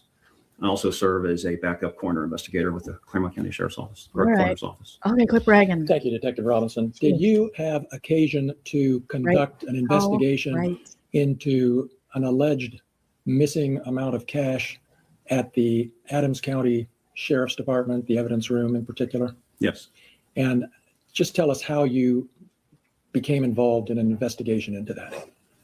I was contacted by our administration, who was contacted by what I believe to be the former sheriff, Adams County Sheriff Kimmy Rogers, to conduct an investigation involving the alleged missing money. And can you explain to us what your investigation consisted of? What did you do? Well, I met with Sheriff Kimmy Rogers, Kenny Rogers every time. I wanted to conduct an audit, actually, of the property evidence room that consisted of monies that would be brought in or had been brought in by deputies, detectives, agents, and so forth. So we were given, when I say we, my partner and I, were given full access to that, where we counted monies that were brought in from other investigations and so forth. And is it fair to say that your investigation really focused on an alleged cash discrepancy from a search warrant that had been executed not too long before your investigation? That's correct. And can you tell us any more about that investigation? For example, does the name Brian Newland ring a bell to you? Yes. We were forwarded video footage, body cam footage of the search warrant that was conducted. And I focused attention to the body cam footage that involved the money count. And when I say money count, there were actually two money counts. There was, from the body cam video footage, there was money that was collected from one room of the home, and there was other monies that were collected from another, what appeared to be another room of the home. So you had a money count in this room that totaled a certain amount, and then you had a money count in another room that totaled a certain amount. And do you remember what the alleged discrepancy was? Maybe not in terms of numbers right now, we'll get to that, but just in general, what was the problem? There was something, an amount was recorded that didn't actually comport with the amount of money that was there. Is that? That's correct. So what was reported altogether was $400 missing, alleged to be missing. Alleged. $390 from the first money count, from the one room money count, and $10 from another money count from the other room. So that totaled to $400. All right.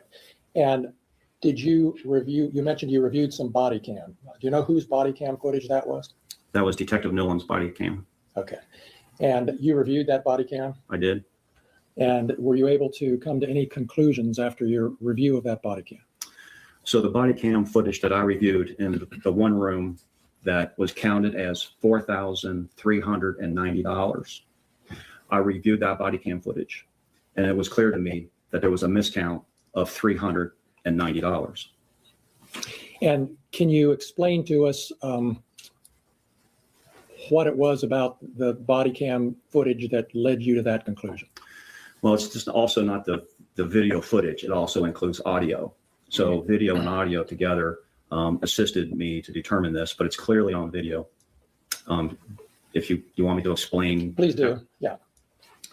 So please do. What Detective Newland does in counting this money was, you can see as he starts, he lays two. I thought Detective Newland said he didn't know how to count. Allegedly. It's not enough. $100 bills on the ground. You can clearly see that. And as he's counting the money, you can see it in body cam video, such as I'll demonstrate as I'm talking. I'm gonna speed him up a little bit because he is pretty boring. Very spiky hair, very boring. And you can hear him count. With $200 on the ground, you can hear him count 3, 4, 5, 6, 7.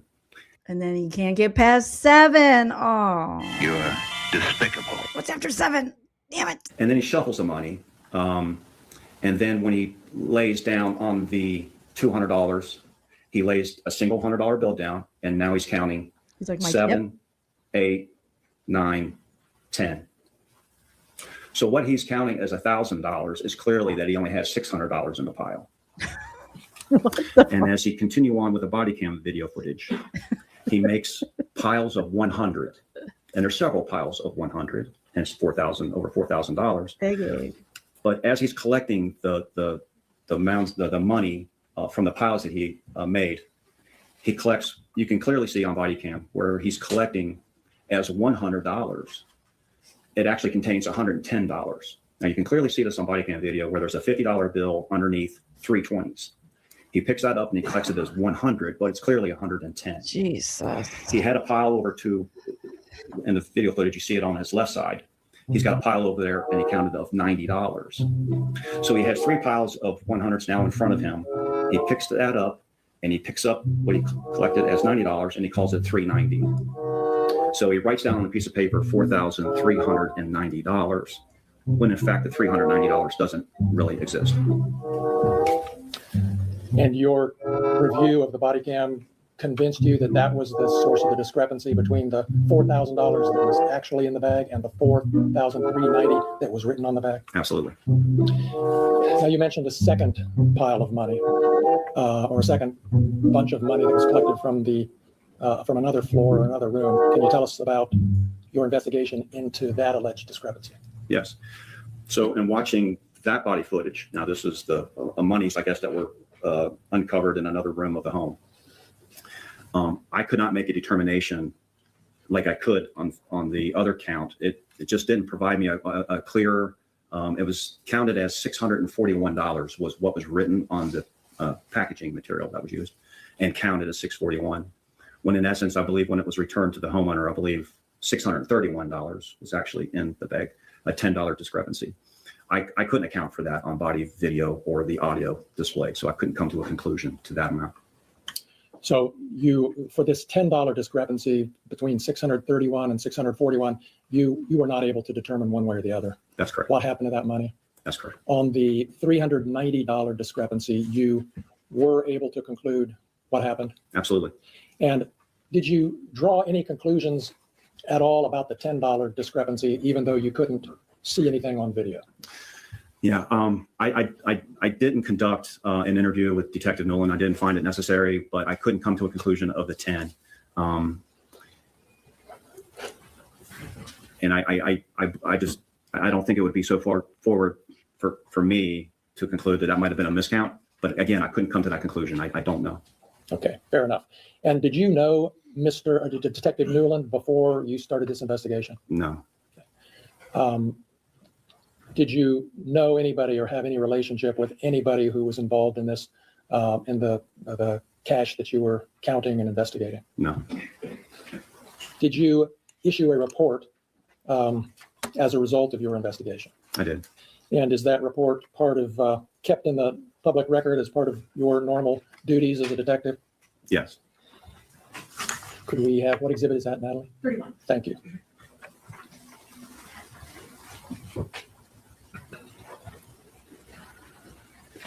Okay, we're showing you exhibit 31, Detective Robinson. And it looks like, first of all, do you, from this little snippet we're looking at here from the first page, do you recognize this as part of the report you issued? I do. And it looks like the report date is December 8th of 2022. Is that right? That's correct. Okay. And then can you go to the second page of the report, please? And then the third page of the report. And do you recognize this, Detective, as the beginning of your narrative report of your investigation and the results contained in it? Yes. And we don't need to take time right now to review everything, but down at the last sentence of the second paragraph, you wrote, "The monies returned did not equal to what was indicated that had been originally removed from the home." Did I read that correctly? You read it correctly. And that's referring to this cash discrepancy that you just talked about. Correct. And then let's go down a little bit further. And there in your report, Oh boy, there's some numbers there on the left, 1 through 7, with various numbers. What are those and why are those there? Just give us a little snippet of what Sure. you're doing. I mentioned that I wanted to conduct an audit of the monies coming in that were brought in to the sheriff's office by deputies, detectives, agents, what have you, from scenes, to see if there's a a pattern or an issue. There were nearly 70 items, 60 something items that we counted. We actually broke open the packages, examined what was on the packaging, the amount, and then physically counted the money in each package. In almost those nearly 70 packages, we did find 7 discrepancies in that money, in those money counts by various deputies, detectives, agents, whoever brought those in. I don't have that list, but of those 7 discrepancies, 3 contained monies that were less than what was indicated on the package, with the highest amount being $5. 4 of those discrepancies, 4 of the 7, actually contained more money that was in the packaging that was listed on the packaging, and that highest amount being $2.40. And a lot of this involved some coin change, if you will. Okay. And Detective, what did you conclude as a result, if anything, as a result of this investigation into the whole evidence room here at Adams County? You know, this didn't cause any red flags to us that that there was a huge issue or anything. That this is a common mistake of counting money and coin. It really didn't send us a red flag. And then let's turn to the. No, hang on once. I'm sorry. Yeah, while we're still at this page at the very bottom, this is simply, I think, reciting what you just testified to. Can you just read that for us, starting with while counting out? Can you see your computer monitor, or is it? Can you see it on this one? Is that easier or not? Is it okay? Yeah. Well, feel free. Yeah. No. Yeah, this guy is a party animal. Oh my God. It shouldn't be this difficult to make sure that they didn't steal Afroman's money. This shouldn't be this difficult to count, right? When you're law enforcement, I don't know. Maybe they need someone, they need to hire some bank people.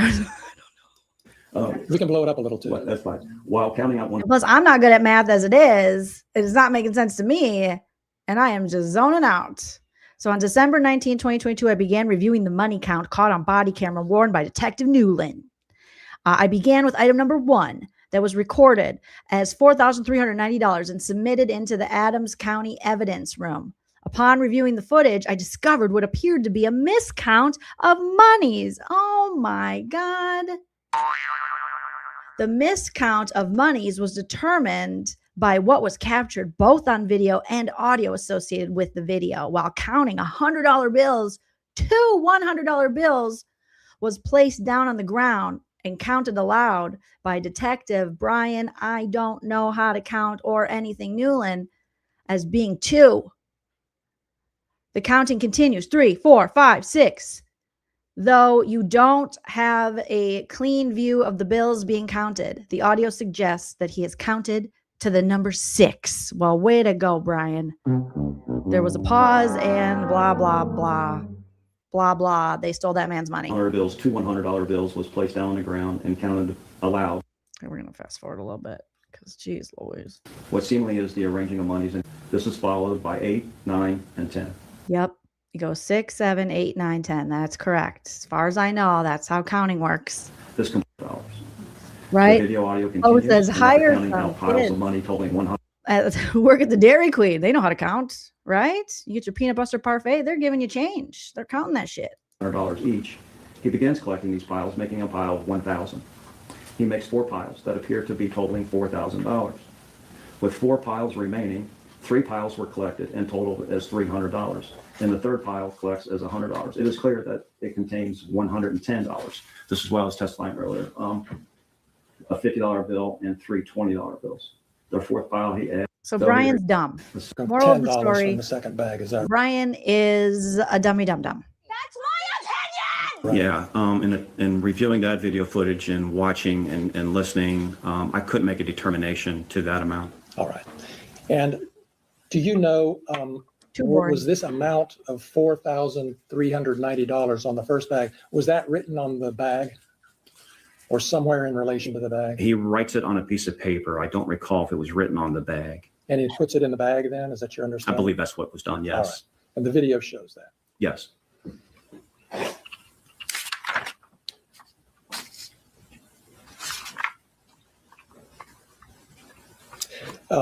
Detective Robinson, was your report available to the public if anyone asked for it? I would believe it would be, yes. Do you know if Mr. Foreman here or anyone else associated with him ever asked for a copy of your report? I wouldn't know that. I don't know that. Okay. Those are all my questions. Thank you very much. We have a cross-examination. Thank you, Your Honor. Oh no, we're on cross. I thought he was done. I got excited. Rupert, make him interesting. All right. Yes, Christine, I did get stomach aches in math class. I was good in like English, history, like anything. Okay in science, but math, I was horrible.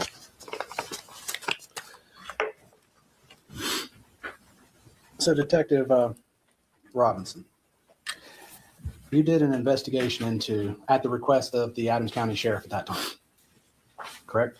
Correct. And you actually went farther than he asked for. You actually went and did a complete audit of all 66 money bags in evidence. I wouldn't say that that was farther. That was part of the investigation. So he asked for you to audit. That was my idea. Okay, that's what I'm getting at.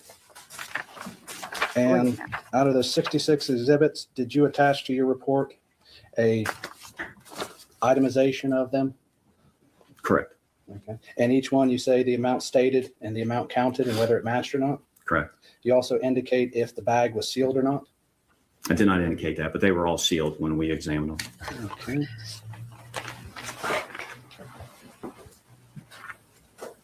Did this guy get a song made about him? I'd like to hear the song. Yeah, Amanda Liv's mom says, remember when they would say, you won't have a calculator in your pocket all the time? Wrong. Now we literally are walking around constantly with la calculatrice. Les calculatrices. Ugh, they lied to us.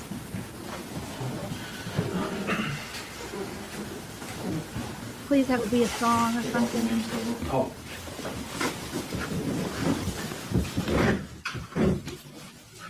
Oh, another spreadsheet thingy. So I'm putting, this is a further amount of exhibit 31 of the plaintiff. And so this would be the spreadsheet that you attached to your report? Yeah, and actually, yeah, that's correct. And it obviously states that there were some found what we indicated to be open. And that would be unsealed? Yes, So when it says open on here, it means unsealed. that's what we put in there. Yeah. Oh, we got some hairy hands there, Rupert.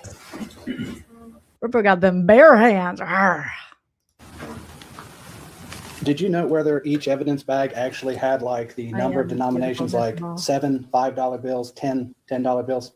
Did you note that? No. Okay. Did you get a chance to observe the packaging that the original money was in that was returned to Mr. Foreman? I believe so. I don't recall what that looked like, but I believe we had that ability, yes. So you don't remember if there was the bills written on it, so many 5s, so many 10s and such? I don't.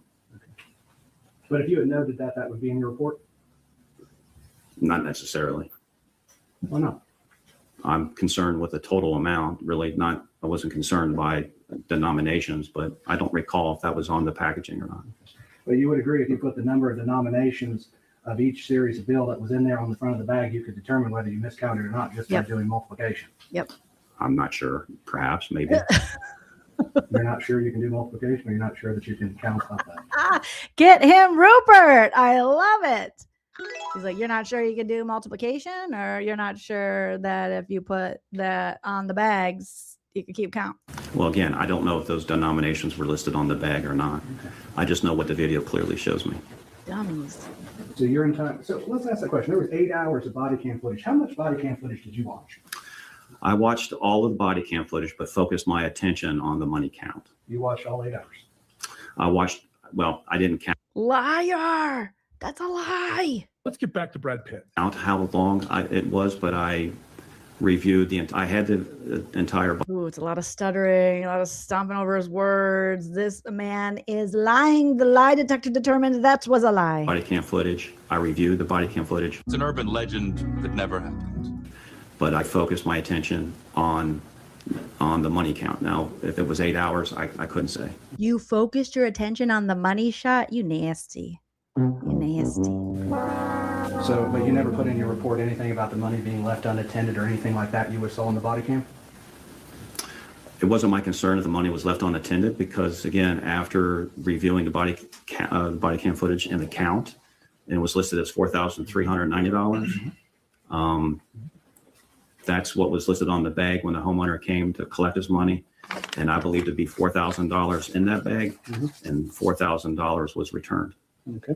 So there was a number here in your report. You talk about. He said body count. Randy Walters is a Do you recall what the total amount that was listed on the bag one was? You said it was how much? I don't know if it was listed on the bag or not. I know that he was writing down in the body cam footage on a piece of paper, and I couldn't tell what the number was, but I could hear what he was writing because he was saying it as he was writing it, 4,390. Okay. So he wrote $4,390 on a piece of paper with the bills. Yes. And that was put in an evidence bag. To my recollection, yes. Okay. And so your investigation, it's off by $390 on that money count. On the first count. Item money count. And then the second count is off by how much? It was written as $641 or listed as $641, and I believe the money that was returned was $631 when they counted it. So $10. Okay. But you can't determine today what happened with that. That $10, no, sir, I can't. No, but you do make an allegation in your report what happened to it, correct? I indicated in my report that confirming the miscount of monies of $390, it would not be so far to believe that it was a miscount of that money. But again, I couldn't come to any conclusion of what happened to that $10. Ay, ay, ay. So when you said in your report, therefore, due to the history of proven miscount of money with item one, it would not be so far as to believe the miscount of money occurred in item number two? Correct. That's what I wrote. But you never put anything in here after that that said that you could not determine that, and that was just your guess. Well, I certainly couldn't determine it, but I didn't. That's not written in my report as. I was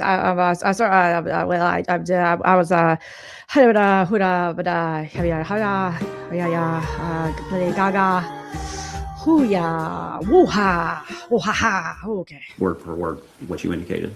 Well, if your report's open to the public, shouldn't it be accurate? It is accurate. You're saying today, though, that you can't determine, but you said here in your report that you can determine. So he is getting whooped. Explain to me what's accurate about that. Whoop. I indicate that it wouldn't be so far to believe that it was a possible miscount of the $10. $10. But it doesn't go on farther in that same paragraph after that to say that you could not determine. No, it doesn't say that. Okay. That's what I'm saying. So that's not. This is not accurate to your testimony. But that's exact. I mean, that's the fact. I cannot determine. And so that should be in the report here. You got a classic Oliver North. I don't recall, counsel. You save big money. You save big money when you shop Menards. All right, that deserved a Menards minute. I believe by reading that. Oh boy, that's a stretch for him. You can believe that it cannot be determined. What? Word salad. That's how you read it. That's how I read it. How I read it. I don't read well, but that's how I drew. That's how I do it there. There. What's going on in this Ohio county? Does anyone live in this county? What's going on over there? You guys okay? Do you need us to help you out? And you went and interviewed Mr. Foreman, correct? I didn't interview Mr. Foreman. Who did you interview in relation to this? I didn't interview anybody in this situation. Right. Not even Dee Russo, the evidence technician? Yeah, she was with us when we did the audit. So you interviewed her? It wasn't an interview. What was it then? Just indicating of what, providing what we needed as far as the audit concerned and the money count. She was with us when the money was being counted. So not to be mean to Dee, but so she was what, just fetching and carrying the evidence for you? Well, she's in charge of the evidence property room, and that's how we made contact with her. But you didn't sit there and ask her what she saw when she counted the money when it was returned to Mr. Foreman. I didn't ask her that. No. Oh, he's getting red and splotchy. He's getting hives. The rosacea's real. It's happening. I'd like you to look at the second to last paragraph. I submitted a subpoena for the raw red face footage from Channel 19. Why would you submit for the footage of a news agency when you could have interviewed one of the people standing in the room there because she was with you the whole time as the evidence technician? Ooh, good question.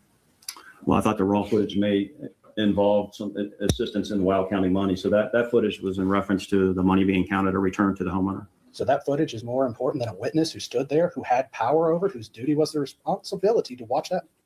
Damn, Rupert is eating you for breakfast. Bro, you're cooked. Look, his little mouth is like, it's dry.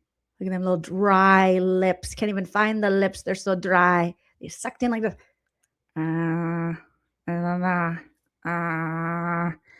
Money. I think video and audio are just as important. Just as in this case where it's clear Ooh. for item number 1 with a miscount of the 390. Okay. But your audit showed a discrepancy of over 10%. He's got the John Matthias lizard lick. Of all of the money and evidence, correct? I think it was 66 items and 7 discrepancies. Damn, 7 discrepancies. That's not good. That's not good. Let's get back to Brad Pitt. I don't have any votes now. First one being $5. So whatever that percentage is. No, tiny mouth. Roughly. And each one of those was only off by less than $10 either way, correct? Yes, less than $10. It's $5 and less, yes. Okay. So even by your own audit, the second count, which is off by $10, is actually even an anomaly compared to the other 10% that was miscounted. I'm not sure what you mean by anomaly, or are you saying it's unusual? Or No. He doesn't know the definition of anomaly. He's like, I don't know. I don't understand that. I don't know what to talk about. My mouth is just big enough to fit a straw, a very tiny straw, one of those coffee straws. Technically not a straw, it's a stir stick straw. I think it's unusual yet. So let's go back to your testimony.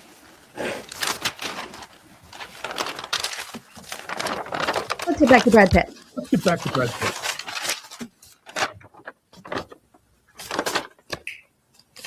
Okay, so you testified during your audit. You had 3 that indicated less, with the most being indicated missing $5 as a miscount, correct? that is correct. You then found 4 that had more money than listed, with a highest being $2.40, correct? Correct. So $10 is more than you found in the 10% audit, correct? Yes.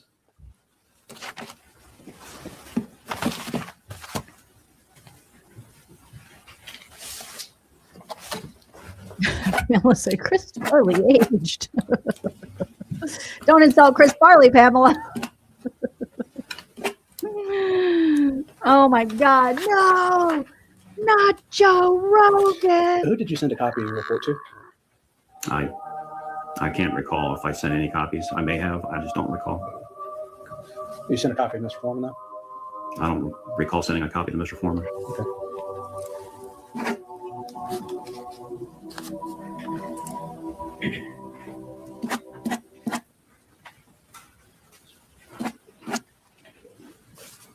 He's using that Sharpie, Rupert is. Oh, damn. It's an aggressive cross out. He's like, asked him this, got him on that, got him on this. Did you look at the return on the search warrant? I did not. But as far as you know, it would have an incorrect amount of money on it due to the miscount? The search warrant return should have $4,390 as one count and $641 as the other count. Which adds up to over $5,000? Yes. Yes. So, okay.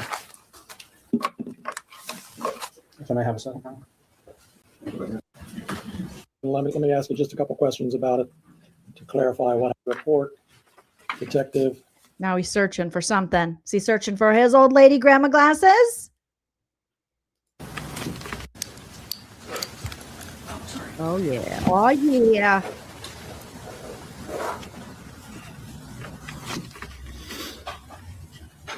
Afroman needs to make a song about this dude. That's why you're so boring, so I asked you, babe. I do. Do that. set down on the document. Mine is marked up. Your Honor, mine is not. You could use mine. Thank you for the accommodation. Your Honor, mine, just for the record, mine does have one thing at the top that says, Your Honor, mine's better. No, mine's better, Your Honor. Plaintiff's Mine's the exhibit- best, Your Honor. Mine's marked up, Your Honor. Mine's not marked up, Your pretty Honor. much I know what it is when I Mine's name is Mark, Your Honor. Mine's name is Marcus, Your Honor, which is better. I'm just going to use this one page. American He's resetting it. I hope that Megatrend. doesn't. Oh, they got to restart the computer. Kramer.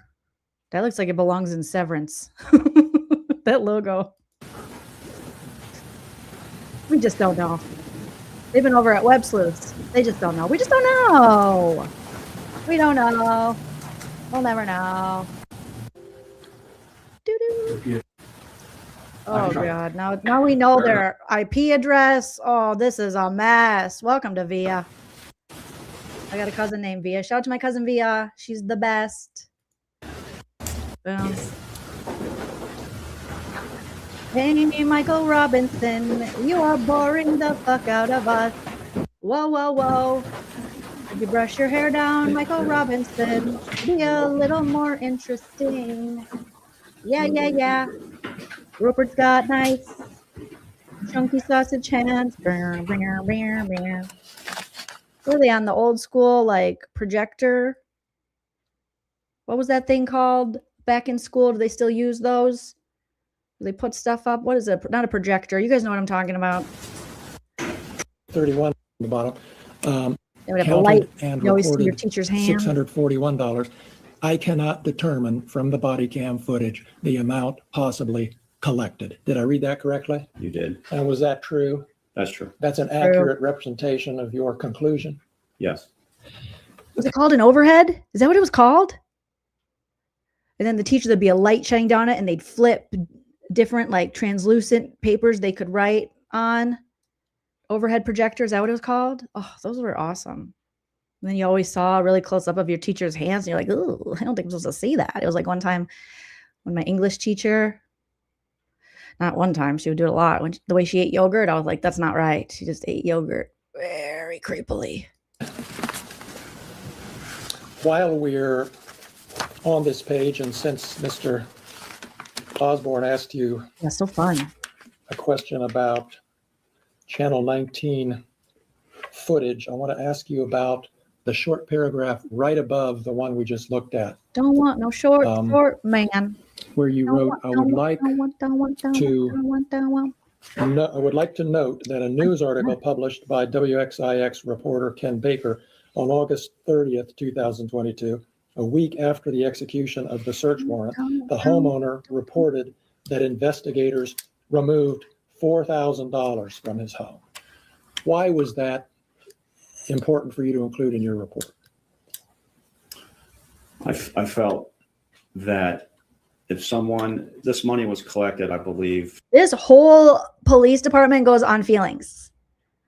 Let's do facts, not feelings. Like I felt, If I recall correctly, from some clothing, an article of clothing, maybe in a pocket or something of that sort, that it would be strange to have 4,390 tucked away like that. It would make more sense if you had $4,000 maybe tucked. what? You've never had $4,000 in your pocket. Who are you to say? I thought it was strange. Sir, are you a rapper? No. Wasn't it like a payment that he got from like doing a appearance at one of Snoop's concerts or something? It's like, I thought it was strange. Sir, the only $4,000 you've seen is the balance on your Discover credit card. So stop it. And when I saw this article, I found it. I feel bad. Discover's always catching strays on my channel, but I can't help it. They deserve it. Some interest, so I put that in my report. Okay. Okay. That's all I have. Thank you. Just a couple questions. Couple questions. Drag him, Rupee. So Drag Detective him. Robinson, you found the news article of interest? Is that correct? Yes. More interest in interviewing anybody who was there, Brian Newland, Mr. Foreman, or anything? I didn't find it necessary to interview them. Okay. So this news article, though, would have occurred before Mr. Foreman got back his money, correct? All I recall and what I documented is that it was a week after the search warrant execution. Do you even know when he got back his money? Not off the top of my head. So you don't know if he got it back a week or 10 months later? Is that correct? Well, he didn't get it back a week later. So But when he got made it. that statement, I he did not can't have his recite to money, you. correct? I'm sorry. When he made that statement to the news, he did not have his money back, correct? I don't know that for sure. But I don't believe he did. How about, let it finish, it's easy to step on each other. Go ahead. No, let him interrupt him because this guy's been so boring, Judge. He was about to drag him. Rupert's like, Mr. Robinson, I am tired of this beat around the bush bullshit. Okay, go home, trim your bush, get some like better answers here. Okay. And this was becoming uncomfortable for me. It's Christian conservative terrorists. It's porno flicks. It's the That's East Coast. annoying. No, it's the West Coast. It's public schools. It's asbestos. It's mentholated. It's techno. Mr. Robinson, let's cut the crap on this. Oh, he said cut the crap. Oh, cut the crap. Is a fucking Napoleon. You said he didn't have back his money a week Look at after. the face. Let it finish, it's easy to step on each other. Go ahead, Mr. Osborne.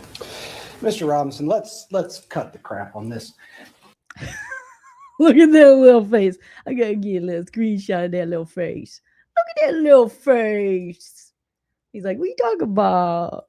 You said he didn't have back his money a week after the raid, right? I don't know when he got the money back. I don't recall the date. I'm assuming that it was a week after the search warrant execution that he did not have his money returned. So when he made that statement, you would assume he did not know or have his money back from the police department at that time. Are you saying he didn't know the amount of money? Or I'm asking you, based on what you just testified to, did he have back his money a week after the raid? No, I don't believe he did. Okay. Yeah. Did you call Ken Baker? No, I did not. No further questions, Your Honor. You didn't even call Ken Baker, the bastard. No redirect, Judge. Try to step out, thank you. Thank you, Your Honor. No redirect, Judge. Thank you. Next. Mr. Robinson is a liar. He's a liar. What you just said is one of the most insanely idiotic things I have ever heard. At no point in your rambling, incoherent response were you even close to anything that could be considered a rational thought. Everyone in this room is now dumber for having listened to it. It's true. It's true. We're all dumber now. Thank you. It's called Joseph Foreman as if on cross-examination. Oh, shit. Because of Afroman. It's the beginning. You saw. This is the trip, the best part of the trip. I swear the testimony you're about to give, show me the truth. Oh, I got to get a screenshot of this. Afroman's like, I do. I do. The whole truth and nothing but the truth. As the issue shall answer unto God. Yes. Thank you, sir. See? Let's do it. Let's do it. Go ahead, Mr. Franklin. Thank you, Your Honor. For the record, would you give us your name, please? My name is Joseph Edgar Foreman. Edgar, nice. You are known under the stage name as Afroman, is that correct? Yes, sir. And you create music videos and do performances, is Yes, that sir. right? How many states of the United States have you performed in, do you think? All of them. All 50. Yes, sir. And how many countries have you performed in? I don't remember, but not all of them, but I've been to a few. How many live performances did you do last year, roughly? I don't know, possibly 250. I don't know, but I don't know. It's a lot of days, but I don't know exactly. 250, that's a lot. And you have a residence here in Adams County, correct? Yes, sir.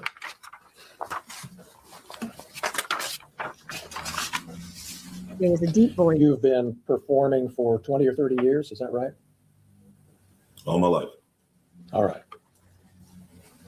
And is it fair to say that one of the first big hits you had was But Then I Got High? Because I got high. Because I Got High? Oh my, you had one job. But then I got high. But then I got highest. No, because I got high. Ba-da-da-da-da-da. Oh my God, Klingberg, you're such a dork. What a dork. And Klingberg would have been relatively young when that song came out. And is it fair to say that one of the first big hits you had was But Then I Got High? Because I got high. Because I Got High?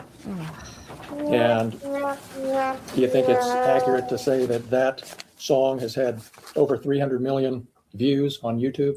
Sounds right. You have a large presence on social media, obviously, correct? Depends on your definition of large. There's bigger people than me, but I'm all right. Humble. Love it. And on Instagram, is it fair to say that you have 247,000 followers? Yeah, I just got some of them the other day. There's You've more got new now. ones coming all the time Yes, not all the time, just here lately. because the trial's coming up. Yeah, all the publicity from the officers lawsuing me is running up my numbers. Yeah. Yeah. And on YouTube, you have almost 1 million followers, 983,000. Is that right? Oh, now he's well over 1 million. Yes. Now he's back, baby. I haven't looked. It was 977 last time I looked. And on TikTok, you have about 392,000 followers. I haven't looked in it, but that sounds kind of right. You know when you post something that a lot of people are going to see it, don't you? Yes.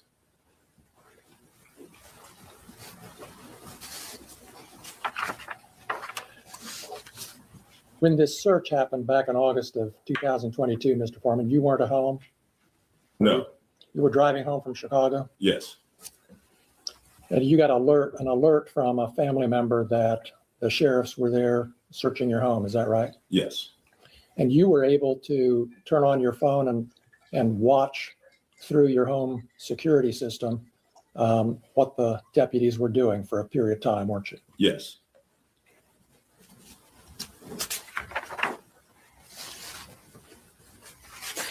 And is it fair to say you were angry and upset about this search?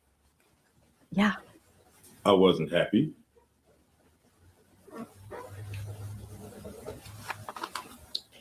And is that why you posted the things we've seen this week, because you weren't happy? No, I posted it because the sheriff's never supposed to raid my house in the first place. The whole raid was a mistake. All of this is their fault. If they hadn't wrongly raided my house, there would be no lawsuit. I would not know their names. They wouldn't be on my body. They wouldn't be on my home surveillance system. And there would be no songs, nothing. My money would still be intact, nothing. So all of this is their fault. Round of applause. That is 100% true. None of this would exist. Nothing. If they weren't so crooked and hadn't done this, we wouldn't be here. But then again, we wouldn't be enjoying all of this. And because they executed a search warrant on your home, that gave you the right to post the things that we've seen this week on the internet? Because Is that right? Is that right, Mr. Foreman? Yes, for tearing down my door, not paying for it, not being apologetic, me being a sport, doing something peaceful to raise the money to pay for their damages, me having the right of the freedom of speech as an American to talk to my family, friends, and fans about what the sheriffs did to my home. Yes, I had the right to my freedom of speech. After they left, I had the right to kick the can and to do what I had to do to repair the damage they brought to my house. Yes, I did. That includes the right to post the videos that you've just been posting up until Friday and beyond, right? Yes, I have freedom of speech. I'm a rapper. I entertain. I write fiction, comedy. Yes, I mean, I entertain for a living like you practice law for a living. So I have to go to work. He's got to get his money back to repair the door, the fence, get more ingredients for lemon pound cake, get the weed back, get the money they miscounted back. So yeah. Are you not entertained? The deputies left a warrant return at your house, didn't they? I think they left something with my ex-wife. I'm not sure. Well, you saw, as soon as the search was over, as soon as you got home, you saw a document that showed exactly how much cash had been taken from the house, correct? I know I got paid $5,000 for the show that suit was in. I forgot that money was in that suit. But, I heard, I don't know what piece of paper I heard. I knew they took some money. I just knew they took some money. I knew it was 4,000-ish. I knew they took some money and they seized some money and some weed and some, I don't know what else, just minor stuff. You knew how much money was in that pocket when you came home and saw the warrant return, didn't you? It was $5,000 from back when I did that show. I remember it was $5,000. But anyway. So is it your testimony that they actually took $5,000 instead of $4,390? No, I just know. I know when I did that show, it was with Snoop Dogg and Wiz Khalifa at Red Rocks in Denver. The balance of that show for me, they sent in a deposit, but the balance was $5,000. I put the $5,000 in my coat pocket. I got drunk, I got high, and I forgot to get that money, and I hung that suit. Klingberg's like, oh, what's a Wiz Khalifa? What's a Wiz Khalifa? What's a Snoop Dogga? It's a Snoop Dogg. You do shows with dogs? You do dog shows? No? Okay. Back up. And that's where they got that money from. So it was $5,000 they got? Yes. It was $5,000 that was in my suit when I got paid in Red Rocks. Now, after all of this stuff, you know, whatever, it's I don't really know the complete number. It's 46, it's 430. The number bounces up and down. But all I know is I got paid $5,000 at the Red Rocks with Snoop Dogg. I think they should probably call Snoop to the stand, Your Honor. I would like to call our next witness to the stand. Snoop Dogg. I forgot Snoop Dogg's legal name. Bronus something. Brodus. Something Brodus or something. You guys will put it in the chat. And Wiz Khalifa when I played the Red Rocks in Denver. Nice. Red Rocks. And you got $4,000 returned, right? I don't know the exact amount. Well, you were there with the news when you got it. Right. And the lady at the sheriff's station admitted that the sheriff was short. You can go watch the 19 News. You knew when you saw the warrant return, didn't you, that the amount that they were saying was taken was actually more money than was in that suit pocket. Thank you, SC girl. I didn't warrant. That's why you brought the news to the sheriff's office when you got the money back, because you knew that they had miscounted the money and the number on the evidence bag was actually more I didn't know money. nothing. The lady at the sheriff department just volunteered the information. I was sitting there, you know, if she had been, I might not even known I got ripped off. She admitted it live on. Oh, damn. The sheriff office lady told him.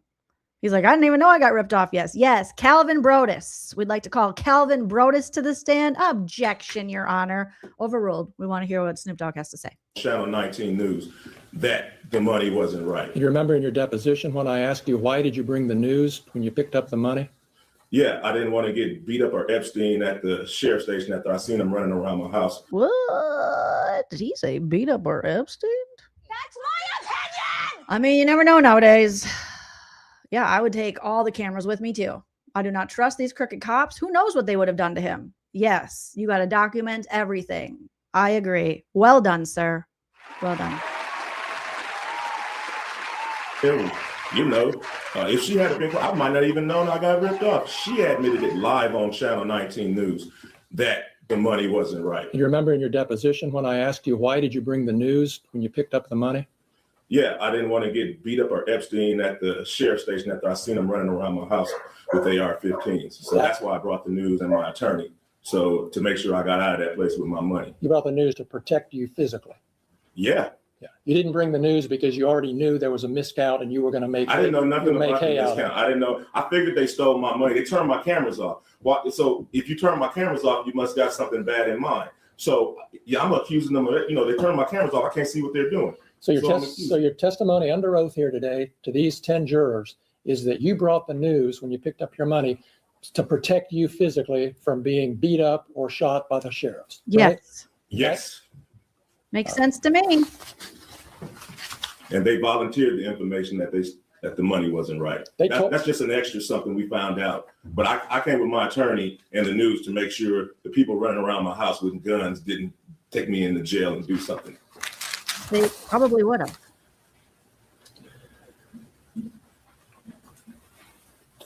You had a safe in your home, correct? 2 of them. 2 safes. Did the sheriffs look into those safes, to your knowledge? Yes, they did. Deputies? Yes. And how did they get the combination? I gave it to my ex-wife so the sheriffs wouldn't pull my safe out the floor, take it to the station and put something in it and try to say that whatever they put in my safe was mine. So I went ahead and gave my ex-wife, who I didn't want to give my combination to, It was just safer. I went ahead and gave her my combination so they could open up the safe and realize that they just vandalized somebody that don't even have nothing in the safe. And do you know what was in those safes? It was absolutely nothing in the safes. Don't you keep jewelry in those safes? No. Can you tell me that in your deposition that you keep jewelry in those safes? I do. Was anything missing from the safes when you got home after the search? I didn't put nothing in the safes. Was anything missing from the safes when you got home? Nothing was in them, so nothing was missing from the safe.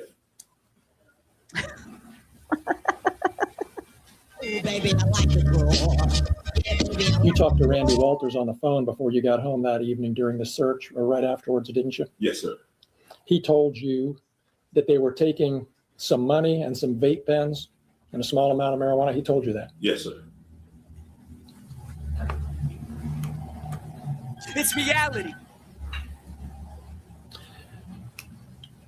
You knew, didn't you, Mr. Foreman, that there had been an investigation by the Claremont County Sheriff's Office into the discrepancy about the cash that was missing from your home, correct? You knew there was an investigation. Yeah, I knew the sheriffs was investigating themselves. Oh, that's how you saw it. Yes, sir. Okay.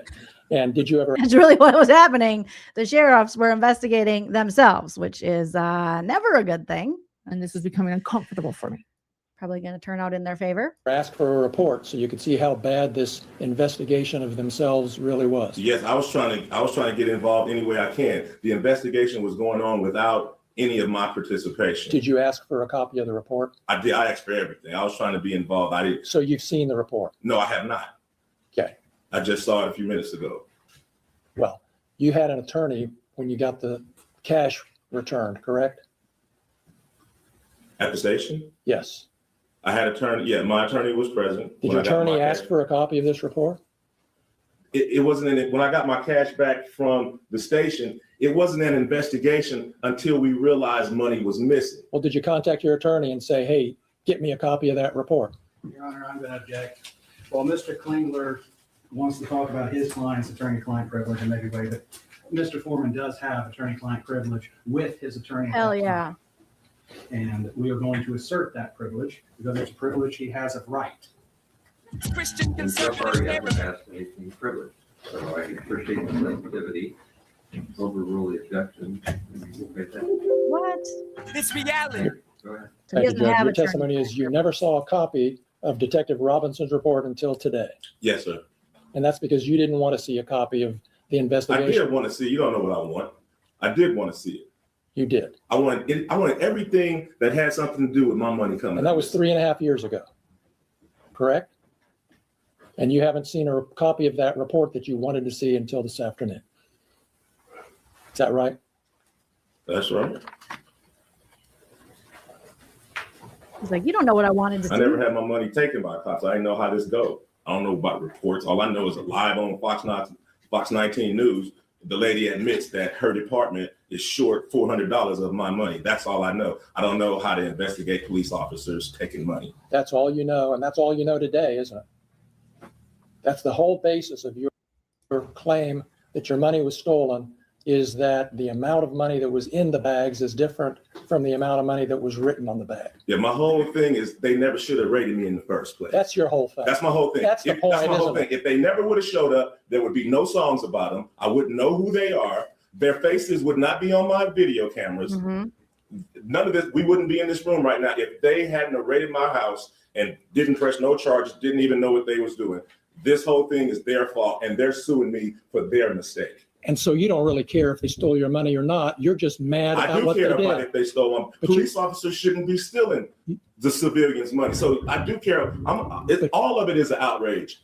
This whole thing is an outrage. You have no evidence that they took your money except for the amount on the bag isn't the same as the amount. How about the lady admitting that she took? Did you answer my She admitted that she took my money on live Fox 19 News. Go argue with the film clip. Go argue with her admitting that she took my money. Nobody admitted that they took your money. Well, whatever. Go look at her admitting that the bag is short Mr. because it Foreman. stayed open all weekend long or 2 weeks after Brian and Officer Cooley just left it and just mishandled it and didn't do it right. Just so we're honest with the jury here, Mr. Foreman, nobody admitted that they took your money, did they? They admitted it was short. Yes. But these criminal crook cops might not have said, we took the money. Yeah. Yeah. They haven't been honest about much. Jesus. Nobody So it looked like admitted somebody that they took it. took your money, correct? It was short. She admitted, she said that it was short. And usually it's 10, 5, $2 missing. How does $400 even come up missing? True. Odd. This attorney is horrible. Like, he's so bad. Oh my God. Afroman is cooking him. Oh, thanks, Susan. Yeah, hype man husband Chell's off to work. Little sweetie. You posted videos about Brian Newland doing hard drugs and snitching on his friend, and you posted those based on rumors, didn't you? We can look at your deposition, but before you argue with me, but isn't that a fact that you made those allegations based on rumors you said you heard? It's a fact. William Newland is a convicted pedophile, and Brian Newland is his brother. After I zeroed in on Brian, I asked about him. Come to find out, he's a large statutory rapist that has sex with all kind of underage girls. He buys them beers and gets them drunk and all that. That's probably the reason he had to leave the Adams County Sheriff Department, because he beats up his wife and he messed with underage girls, and he had to get out of town and go get a job in Northwood. All right. Oh, damn. Afroman just expose them all, Afroman. Expose them all. You don't want to answer my question. I do, please. He's answering it. That's another one. Well, let me ask this one again so I can get an answer. Do you remember in your deposition when I asked you, you have no reason to think these rumors about Brian Newland are true, do you? And you said, well, it's more entertaining if it's true, and I can make some money. Remember that? No, I don't. That's a however long that deposition was. You can read the deposition and it tells you what I said. Do we have a copy, another copy of that? 'Cause I'll show it to you and I can show you my copy. Refresh your recollection. You're going to refresh his recollection. It's Tree. You then use the Thank you, Judge. If I can get it working here. Your Honor, I would object to using the screen to refresh his recollection. That's publishing it to the jury. If he wants to refresh his recollection, he can show him it and then ask him a question, much how we would do in criminal law with the police report. If an officer didn't remember, we wouldn't show the report. We would show it to the officer. He would refresh his memory by reading it, and then we'd re-ask the question. Do it that way. Just make sure you think he reads it right. I'm just trying to get through the verbiage. Just make sure you think he reads it right. Otherwise, I have to wrestle with you about whether he read it right. Sure. So just read it. And then if we want to move it as an exhibit, you can do that. Remember your deposition being taken, Mr. Foreman, in your attorney. Damn, this is, yes, he exposed the out of Adams County. This is like the expose that Karen Reed's case did to Canton. Oh my Lord. These cops are just yuck. Yuck. Attorney's office on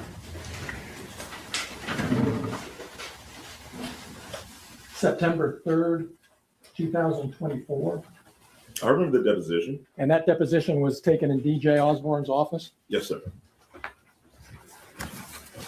That's the same office that you used to film that video that we saw last night with the actor playing Lieutenant Lisa Phillips.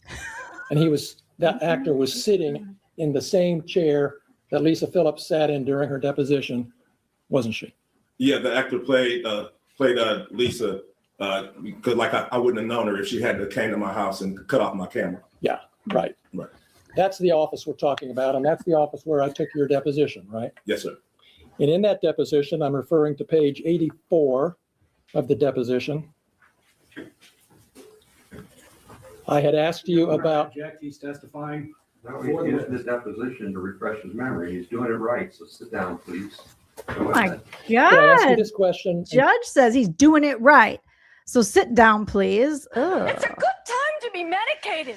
That judge is a hater. Did you give me these answers, Mr. Foreman? Question. Would it be fair to say these are rumors? Answer. Stephanie said it, and some other people that don't remember, I'd be in a hurry in Walmart or something. They shake my hand. Yeah, Brian used to do this, used to do that. Then something, I didn't know him, but this is what I've heard. Question. You don't have any particular reason to think that it's true or not true, right? Answer. Well, it's more entertaining if it is true, and I could probably make some money and capitalize on it if it's true. What are the line numbers? Starting with line 7 and ending with line 21. Right. Did I ask you those questions and you give me those answers? I don't remember. That was a long time ago. But that's my question. I've always put Brian Newland next to his brother. So that's my basis, and I've always we noticed. And I don't think there's anything wrong with putting Brian, now that we've seen Brian testify, putting him next to his brother, because Brian straight up lied on the stand. You can't tell me that he's not lying when he says he doesn't know the specifics of his brother's charge. He's a police officer. His brother's a police officer, sheriff, whatever the hell they are. You definitely know what your brother's charged of, and you know the specifics of it. So miss me with that. I don't know shit. Brian is a liar, and he can't count. And there's money missing under him. So stop it. Your attorney's going to be able to ask you whatever questions he wants. Right now, I'd like you to focus on my questions, Mr. Foreman.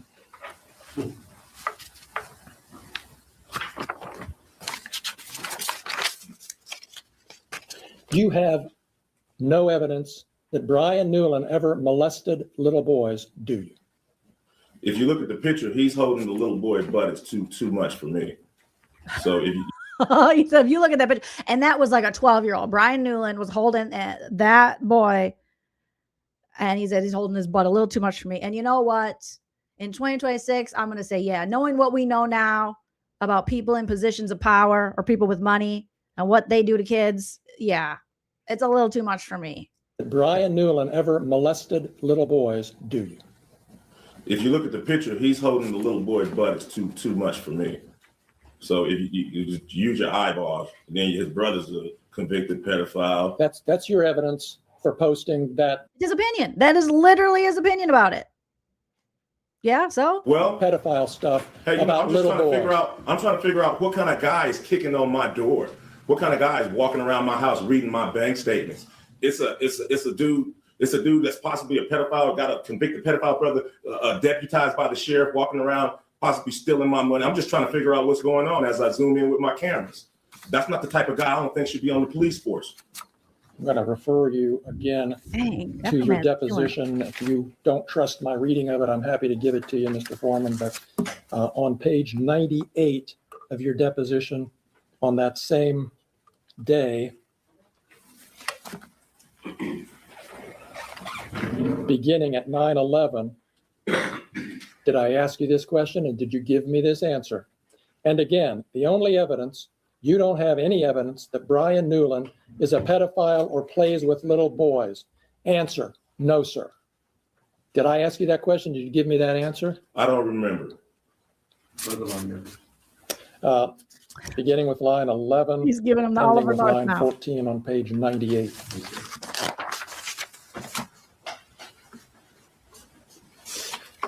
You have no evidence that Lisa Phillips stole your money, do you? I know if she hadn't raided my house, we wouldn't be having this conversation. Nor a lawsuit or nothing. They never should have been at my house. Since you're not going to answer my question, I'm going to go back to your deposition again, Mr. Foreman, page 102. Your Honor, if I may, can I just enter a continuing objection so I don't have to object every time he does the deposition? Oh, it's too important, so please be specific. Thank you. So I would enter a notation of objection at this point. He is now testifying for the witness. He is no longer refreshing his recollection. I'll be sensitive to that, so you can rephrase, I'll sustain that. You made the conclusion you didn't have memory, so you've got to go back and fix that. All right, Judge, I will. Thank you. All right, Judge. All right. You don't, those two are buddies. I think the judge and this attorney are buddies, allegedly. Oh my goodness. Do you remember telling me in your deposition, Mr. Foreman, that you don't have any evidence that Lisa Phillips stole your money? Yeah, she cut off the cameras, but I didn't know who took them. I didn't know who took them. So if someone breaks into your house and one person steals money, I'm going to call you all thieves because you broke into my house. You're all doing corrupt shit. No matter if she took the money or not, she's part of the group that took the money. She cut the cameras. You only are going to cut the cameras if you're about to do some corrupt, foul shit. Otherwise, you're not cutting the cameras. That's criminal behavior done by the popo. That's weird. So all the officers was a suspect in the first, at first, because I didn't know where. After the deposition, I realized that Brian Newland was in charge of the money, and I knew where to focus everything. But at first, all the cops was a suspect, especially after they cut off my cameras, and I couldn't see what they were doing. That makes sense. That makes sense. All right. Well, so you don't remember? Is that what you're telling me? I remember telling you that Lisa, probably didn't take my money, but I just didn't know. I just knew it was missing, and they cut off my cameras, so all of them were suspects until I figured it out. So until you figured it out? Until everybody figured it out, until it was solved of where the missing money was.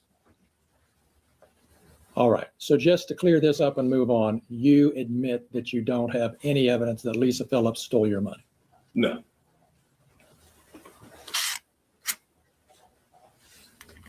He thinks he got like a gotcha. It's like, oh my God.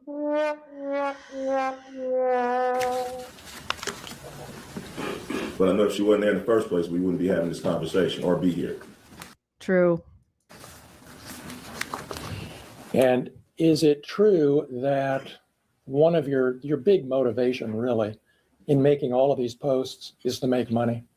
To pay for the damage that they brought to my house under the circumstance that they shouldn't have even been there in the first place. Okay. So the answer to my question is yes, your motivation was to make money. To pay for the damages that they brought to my house under the circumstances that they shouldn't have been there in the first place. Have you made enough yet to make up for it? Not really. He says, not really.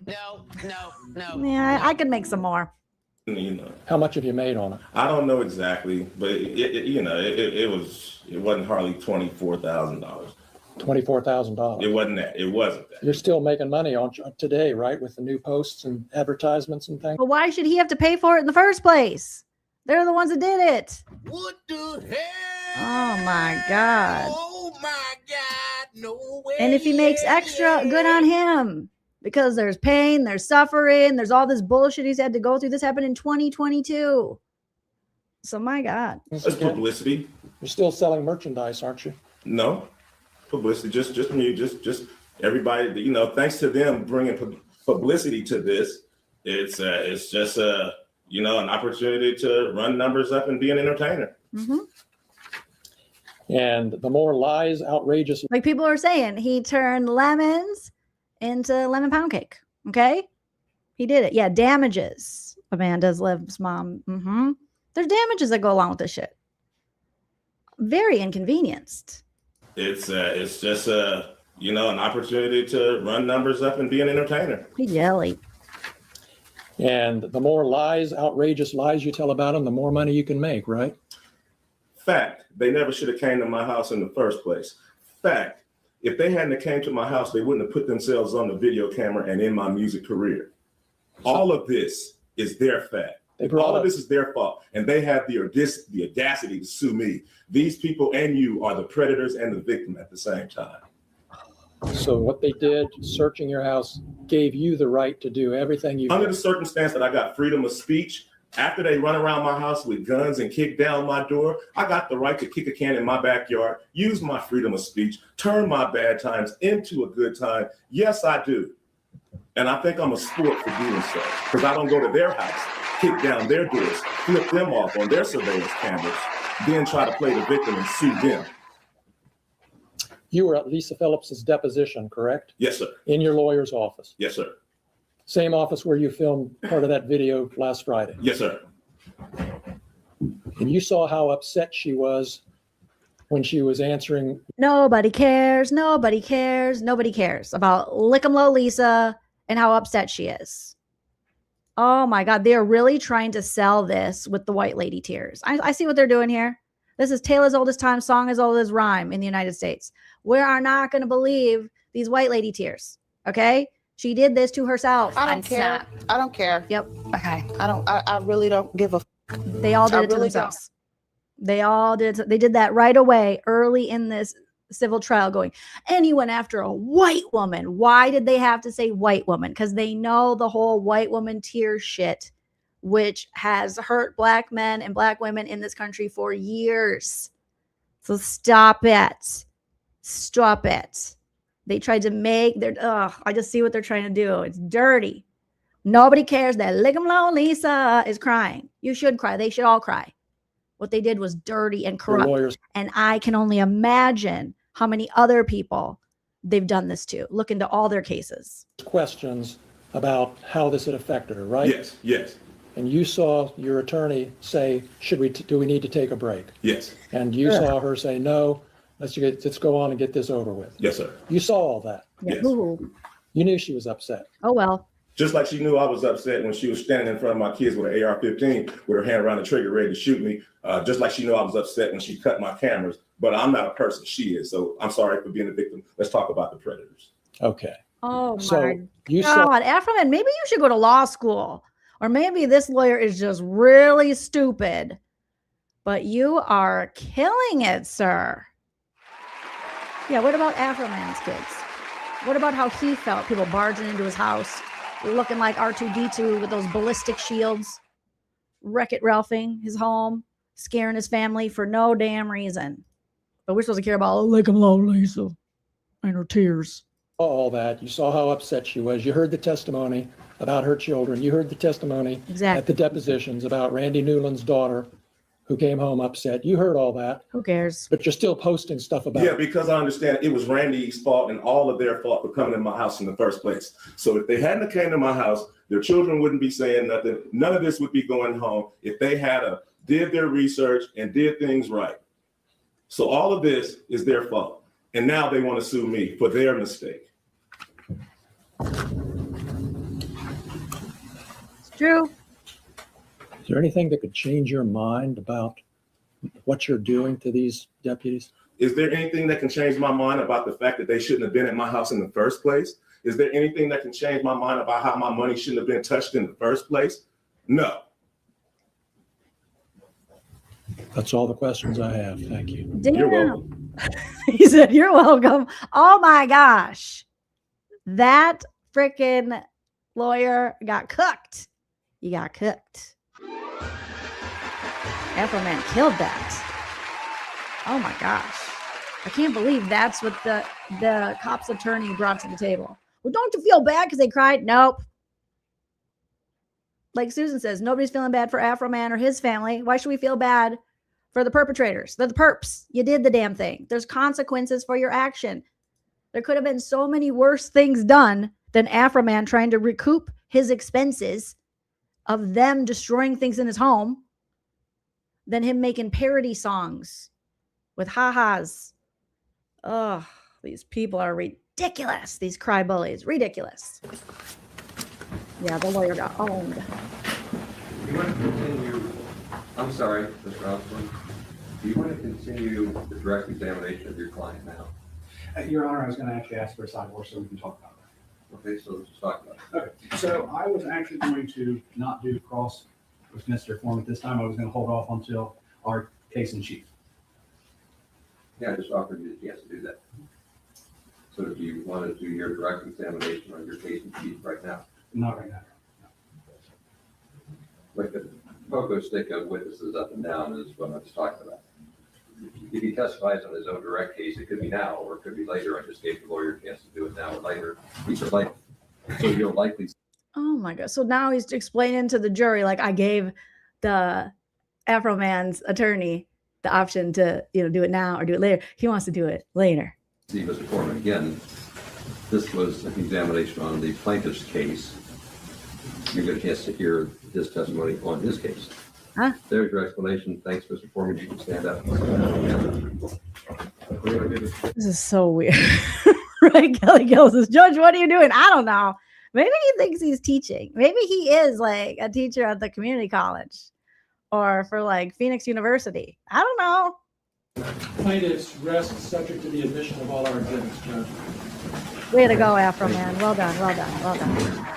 We'll deal with these exhibits on a break. What do you have? I had no one ready. All my people were subpoenaed to be ready tomorrow. I will have to call them to get them here in the morning. So he's like, I don't have anyone ready right now because we didn't know that Afroman was going to cook the friggin' cops attorney that bad. We didn't think Klingberg was going to shit the bed like that.